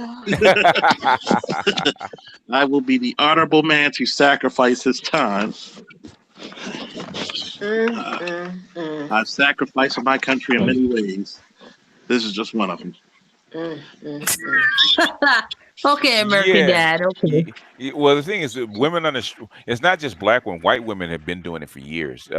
If women under stress will actually do it. Yeah. And if they're gonna strike out at anything, it'll be their children. But that's been happening. It's nothing new. And it happens all over the world. What's the oldest age do you think that postpartum like lasts? It's for a child. If postpartum, like, you normally last like maybe 18 months. I mean, the oldest it'll be 3 years. By that time, your hormones will actually go back to normal. That's funny. It never happened to none of my. Well, no, my mom was emotional, but like, I don't know. I guess the food we ate was different, so I guess did she breastfeed? Yes, she breastfeed a lot. That's why. That's why. That's why. I think it's also like, it's also dealing with women, because for 9 months when they find out they're pregnant, they get all this attention too. It's also part of that. And once they have the baby, who does all the attention go to? Goes to the baby. Yeah. So it's a hard pill to swallow. Well, Officer Charles is a cop, so he's probably dealt with it. What do you think, Officer Charles? It's a combination of hormones and attention. Let's think about it. A lot of women. This, for some ladies who don't normally get a lot of attention, guess what? Who gets more attention than a pregnant woman? The baby. The bride or a pregnant woman. Yeah, and it's, you got to think when that attention goes away and you're dealing with unstable hormones, you're gonna get it. Like I've dealt with women who shook the shit out of their baby, and we had to, basically resuscitate the baby. Mm-hmm. And it wasn't, you couldn't charge her because she wasn't there. Like you felt bad for her. Mm-hmm. And like I swear to God, in 12 years, I thought I'd never seen some shit. I thought a lot of this shit was made up. So when I had to remember back to when my son was a baby, and it was like she couldn't handle certain stuff. Mm-hmm. And you got to think a lot of them ladies who probably do that are probably single moms, which adds on even more stress because they don't have a support system. Yeah. Yeah, that's what scares the shit out of me. What's that? That whole process. But at the same time, I don't know. I just like I'm like in a zen moment. It's like, okay, I see this. It is scary, but at the same time, that's I guess it's just one of those natural things that occurs when you're like hormonal imbalance. Mm-hmm. Because I seen it with my cousin when she was pregnant. Like she went through all kinds of emotions, and I had to like I told her, why don't you do some yoga with me?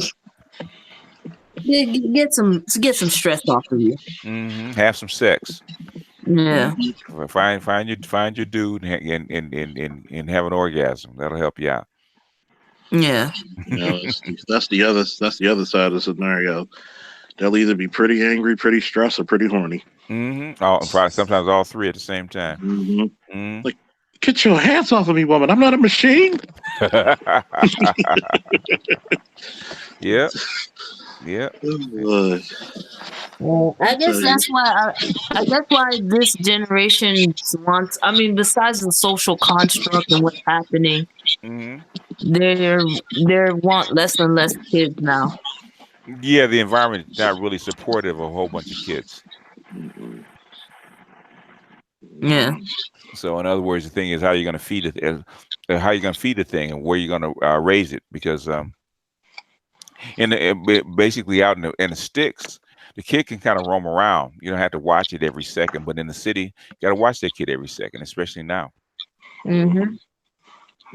I mean, I feel bad for new mothers in the next 10 years, man, because it's like you're under such scrutiny, one, and then stress the other. And that's why I always said, take your time having these damn babies, man. I don't try to shit on sisters for having them, but I like enjoy your good years. If you gotta do something, you get pregnant. Don't get pregnant by the fuck boy. Come on now. Who said they're having good years? Well, that is true. That is true. That's another factor. A lot of women have a lot of the girls have babies because they're lonely. Girls have babies because they're because they want to quicker way to get out the house, or they want to keep the man, or what. There's a lot of reasons they have babies. It's not. And sometimes if they have the baby for the right reasons, like they really want the baby, then the baby's probably fine. If they're trying to have the baby for something other than wanting a baby, then the baby's going to be in jeopardy. Because if she doesn't get her way, then she becomes a burden rather than something they like. I think the one that confuses me most is the one where she thinks it'll keep the guy, because unless you live in like a super conservative religious area in the country, nobody really does the shotgun thing anymore. So like that whole trap a nigga baby, yeah, it's funny. It's funny because Prowse probably can chime in on this because he's probably been through it. If a woman really connects with you, then her first instinct is to have your child. Her first instinct, and you basically you have to do a whole lot of shit for her not to get pregnant by you. Yeah, and it's like a, how can I say it? It's like it becomes her mission in life. If she's really down for you and she loves you, because one thing about ladies, y'all love hard. Like Not Mhm. saying men don't, but we love differently. Yeah. So y'all find a guy y'all into, They y'all but will they bond and they they basically bond, and yeah, if you don't get pregnant by that chick, you must have either you are impotent or something, or you yeah. must have like the condom from Krypton or something. Like, If she likes you, if she's into you, make her legs shake, it's a wrap. Okay. Then you have to start taking pills and wearing condoms because she's gonna try to have your baby. mhm, yep, Hmm. they will trap you down, and even Correct. after they have your baby and shit goes bad, Oh yeah. Oh it's like BGS talked about the imprint. That's why you gotta be careful who you open your legs to because that imprint stays. it stays, yeah. If it's a perfect imprint, she gonna that's like about there's women that have multiple babies by the same guy. And then it's like you got to think about it. For some reason, in the black community, and I guess in other communities as well, but especially black, women tend to want the guys that everybody else have because of reputation. And they talk about, well, why don't they take care of their kids? I said it's only like so many, very few black men have multiple kids but multiple women. Number one. So a lot of these women, if they find that this guy is the best that they could do, or this is the dream boat or the imprint, they're gonna try to have a baby with us. And God forbid, Yeah. if he already has a baby by somebody else, oh, she definitely trying to get pregnant. Mm-hmm. You You're know, right. conservatory said the 80s was oversexed, but today makes the 80s look like the 50s. I think the reason that a lot of millennials don't have are not as I think they're having sex. I think that the reason they're actually inward is because they're not socially as adept as in past generations. A lot Uh, of uh, a lot of guys are actually socially awkward. yeah, they are. I can Yeah. I can tell you from Yeah. I can I can tell you that from experience. Like my best friend's nephew, he's like 26. Hmm. He's still a virgin. Yeah. Why? He's nervous around women in person, but he'll talk to them on social media all day. But Yeah. social media does two things. It makes you less social in person, and two, a lot of dudes are afraid to take L's, which is part of manhood. Yeah, because Charles, Charles probably had a similar background to me as far as coming up.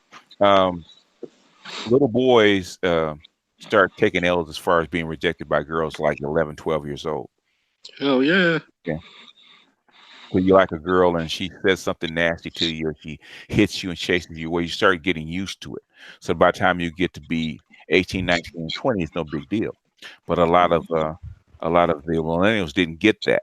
They basically didn't start dealing with girls and women until they got into their teens and 20s, and I blame the feminist system.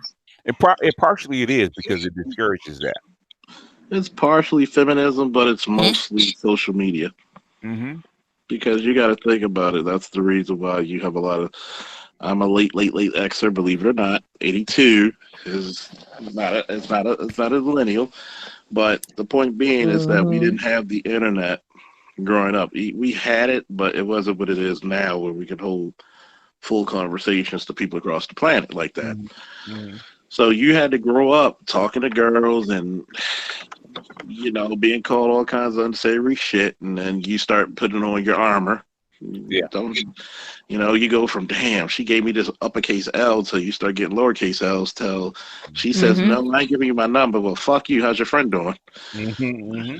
So you start getting bolder. A lot of these guys, because partially like Dahlia said about the feminist system, but it's also taking the masculinity out the boy because you gotta be the hunter. Men are hunters. You gotta be the choosy lover once in a while. Jesse Jarvis said Jesse sounds like a 10 pump. And 10 pumps in a swerve. Nah, if you're 10 pumps in a swerve, you're not gonna make her orgasm 9 times out of 10. Your tongue, you better have a fifth degree black belt in tongue food, man. Shit. Mhm. You gotta have unless you just shaped to where you're gonna hit her spot right on the first swing. Let's put it that way. Swing better, better, better. Swing better, better, better. Oh my god. Oh man, you bring up so many embarrassing memories. We Oh just my had god. cats. We just had cats in the and there you drop off. Oh my god. You go to sleep, Charles. Yeah, Wait, what is that, young lady? You know what that is. Rest. rest. Or Uh, he had an early date, so he went out on an early mission. Yeah. it was You fun. need to just give it in. Well, I like it because she drove home. Okay. Well, she drove us home because she was like, "You're tired and you've been drinking." I said, "I got Mhm. it." All right, folks. Have Oh a yeah, good one, sweetie. you too. Ooh, I love Charles' voice, man. You should do albums. Uh-oh. That's what gets her in trouble. Mm. Yeah, don't tease her with a good time, man. Don't do that. Okay. Shit, I'll be like, With Char, you have to stroke the mind before you stroke the behind. Okay. and trust me. I mean, she has that voice that'll be like, you know what? She walk into a room, and you know, you just, you know, as the old players used to do, you just throw your wallet there. You'd be like, here you go, just take the money. You know, here you go. You mine, woman. You mine. Calling it in early. Any more questions? I don't think so. I don't think so. It's been kind of light. I, Viva, Viva, Viva. That's all, folks. I guess Venus didn't want to come in, huh? Yeah, Venus never said anything. I said, okay. She'll talk tomorrow. We'll see. She wants that male energy. Yeah. Mm, Hey, I cool. noticed she didn't want to get in on the she didn't want to get on the women's, but she wanted to jump in on the men. I be watching. She be I see chasing the what's money. going on. Well, maybe her Mhm. husband's back in town, so she doesn't need all the male attention. Maybe that's the reason why. Maybe that's the reason why she seeks it in the first place. That's true. That's true. Because he came on venting. I said she's venting. Okay. So wait a minute. Mm.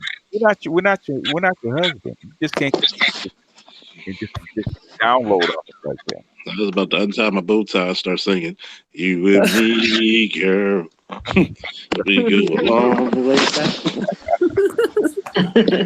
Or me and He heard that in a long time. or Wow. me, or me and Mrs. Jones. Okay.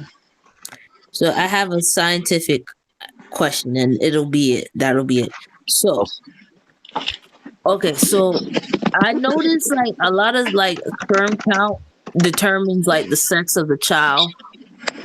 So if you have a low sperm count, would it be less or would it be deformed or something of that sort? If you have a low sperm count, then okay, there's two reasons you need a lot of sperm, and one is because there's a barrier around the egg, and if there's not enough sperm to break down the barrier around the egg, the sperm can the young sperm can't penetrate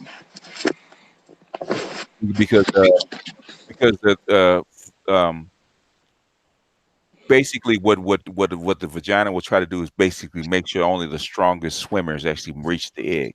So they actually Mm, got like most of the sperm. So by the time it gets there, now sperm has to break down the barrier of the egg. So basically, they have a lot of sperm that actually burst open and actually use their chemicals to actually break down the surrounding of the egg. Once it does that, then the egg can actually one sperm can actually penetrate it. So it takes a lot. So you have a low sperm count, won't have enough to survive to actually make the trip, and then break down the egg to actually have it fertilized. mm. So that's No why. wonder there's so many fertility clinics in those white suburban areas. I was Yeah. like, damn, So basically, them genes. when you have it artificially inseminated, what happens is that the the actually doctor will actually break down the egg for you. In other words, it won't have to leave it to nature. The doctor will Mm, actually inseminate the egg, and then it has to then basically after that the egg has to grow so they can actually take. So it depends. They're a deformed sperm or sperm that is not quite viable enough, it doesn't have enough energy, it won't fertilize.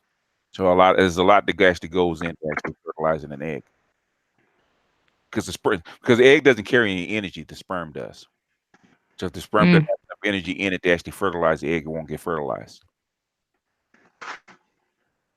because Mm. have you ever looked at an interaction between a sperm and an egg? Okay, when the sperm enters it, it looks like a creation of the universe. It actually kind of blows up a little bit, big release of energy. Mm. Mm. So there's a lot that actually goes into um, actually making a fertilizing egg. They actually that's actually what they found out. It takes uh, it takes a lot of sperm to actually fertilize an egg. It doesn't take one. It takes more. So when they actually fertilize an egg, it will actually use a lot of sperm instead of just the one that they need, because that's what it takes. It takes a lot of energy to actually do that, to create life. Damn. And you wonder why we're fighting over such stupidity. Well, because it's in our nature. Right? Nature is about the constant struggle for survival against other rival things, whether it's animals, bacteria, the earth itself. That's why Mm. someone said the X is opposed environment, and the Mm. Y, the Y is opposed environment. The X is actually try to keep it stable. Mm-hmm. So wow. Only BGS can turn sex into more work than it has to be. Ha ha. Damn. Actually it's a fascinating thing. It's actually magical. Yeah. So if you really want to make her explode, drink a lot of pineapple juice, fellas. A lot of pineapple juice. Why so? Well, from what I've heard and I've been told, it tastes better for them. So Oh, Mm. yeah, okay, yeah. I heard so that too. Ah, good thing I thank you so much, Officer Charles. I appreciate you coming on. always, Lady Char. You gotta stop with that voice, Lady Char. It's like a weapon, man. Okay, I'll type. No, I'm just teasing you. Speak on. Speak on. So Okay. thank, thank you for hopping on. Appreciate that. we have a special guest next Anytime. week. Anytime, ladies. Uh, Hey, So Kat. See has you it been later. or has it Dahlia, been see you confirmed? See later. you later. Later, Charles. Have a good night. All these angels, and I get to be named Charlie. Ain't it a grand thing? Later, ladies. night, Later. night. Thank you all in the chat room. Appreciate your participation. Hopping along. Oh, you late, Gabriel. Mm. But thank you everyone for hopping on. Thanks for your donations toward the channel. Appreciate it. See you guys next week. Check your, I'm going to say email. Just look for notifications. I'll just put that out there for Okay. you. And of course, thank you, BGS, for your time and your energy. No problem. and Would never we go ahead. wouldn't miss it for the world. And I'm pretty sure it'll become even more interesting in the days to come. Yeah, I hope. Oh, we should talk about the midterms after the midterms are done. Yeah. We can talk about anything. So Mhm. True that, true that. yeah, So well, I expect the Democrats to actually take the House. So They probably could. We don't know because, like, the Republicans are hoping. Like, it's so funny. The Republicans are hoping that. Well, they think that they're going to win the House, just like the Democrats thought they were going to win the White House. So it could flip. I don't know. I just stay tuned. yeah, yeah. It looks like that everything is pointing to the Democrats actually taking the House, not the Senate, but the House. Yeah. So because even though Trump is trying to put out a trick in the book, so it seems like they're getting kind of desperate. All of them getting kind of desperate. I don't care for red or blue. And he better do it before that budget comes out. Let's put it that way. Nice. Mm. That budget- it- they, s- they haven't ratified it yet. The 2019 budget.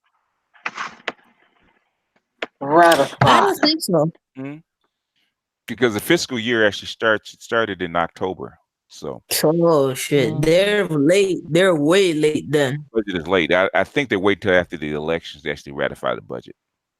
Man, they need to ratify that. But well, Yeah. actually, no, I don't want them to ratify. Well, who knows? Who knows? Because like after listening to Richard Martin Mhm. and the other dude, Mhm. there's a lot of uncertainty in this country, and Oh, the that world. Oh, the whole world. Yeah, the whole world. It's changing of the guard, and we thought years ago, okay, there's going to be a change in the guard. What's going to happen as America slowly decline? We hoped it would actually be slower than this. At least I did. And I hope that a slow decline is good, but it's faster than I expected.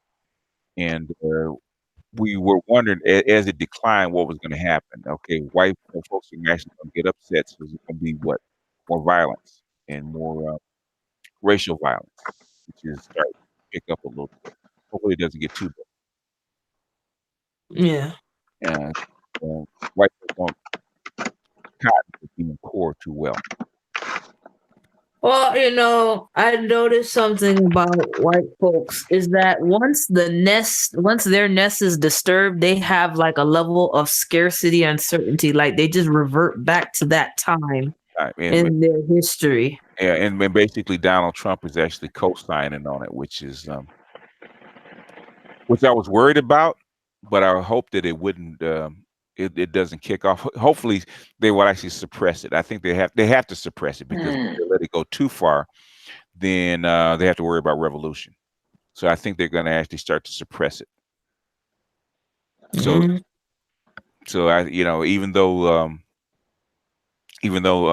we get a lot of little bitty things, a little bit of racial violence, I think they're actually going to crack down on it, like with the bombs they're actually distributing toward the. Not from what I heard from Lisa Cabrera, it looks like Trump pulled out some stuff, like some funding on domestic terrorism. He did, but the thing is, he can do some things and some things. Trump is not as much in control as you think it is. There's only so much they're going to allow him to do. Because he could easily turn around and crack down on it. Because the FBI has been in the background trying to suppress and crack down on any dissidents, because any dissidents pop off can easily ignite a situation. So they're really trying to suppress it. And the more you cut the money, the more you have to suppress the people. But we'll see how it works out.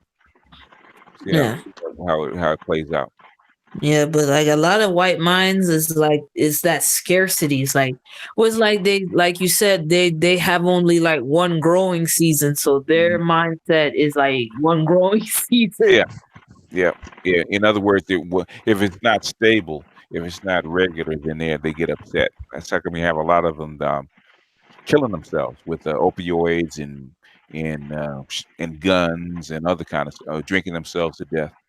So you have a lot of that going on right now, but you've had it for the last like 4 or 5 years. Which is probably why they have they have to do something about the opioids, because you have too many killing themselves. Yeah, it's gonna be interesting. But it's so funny because like it's interesting.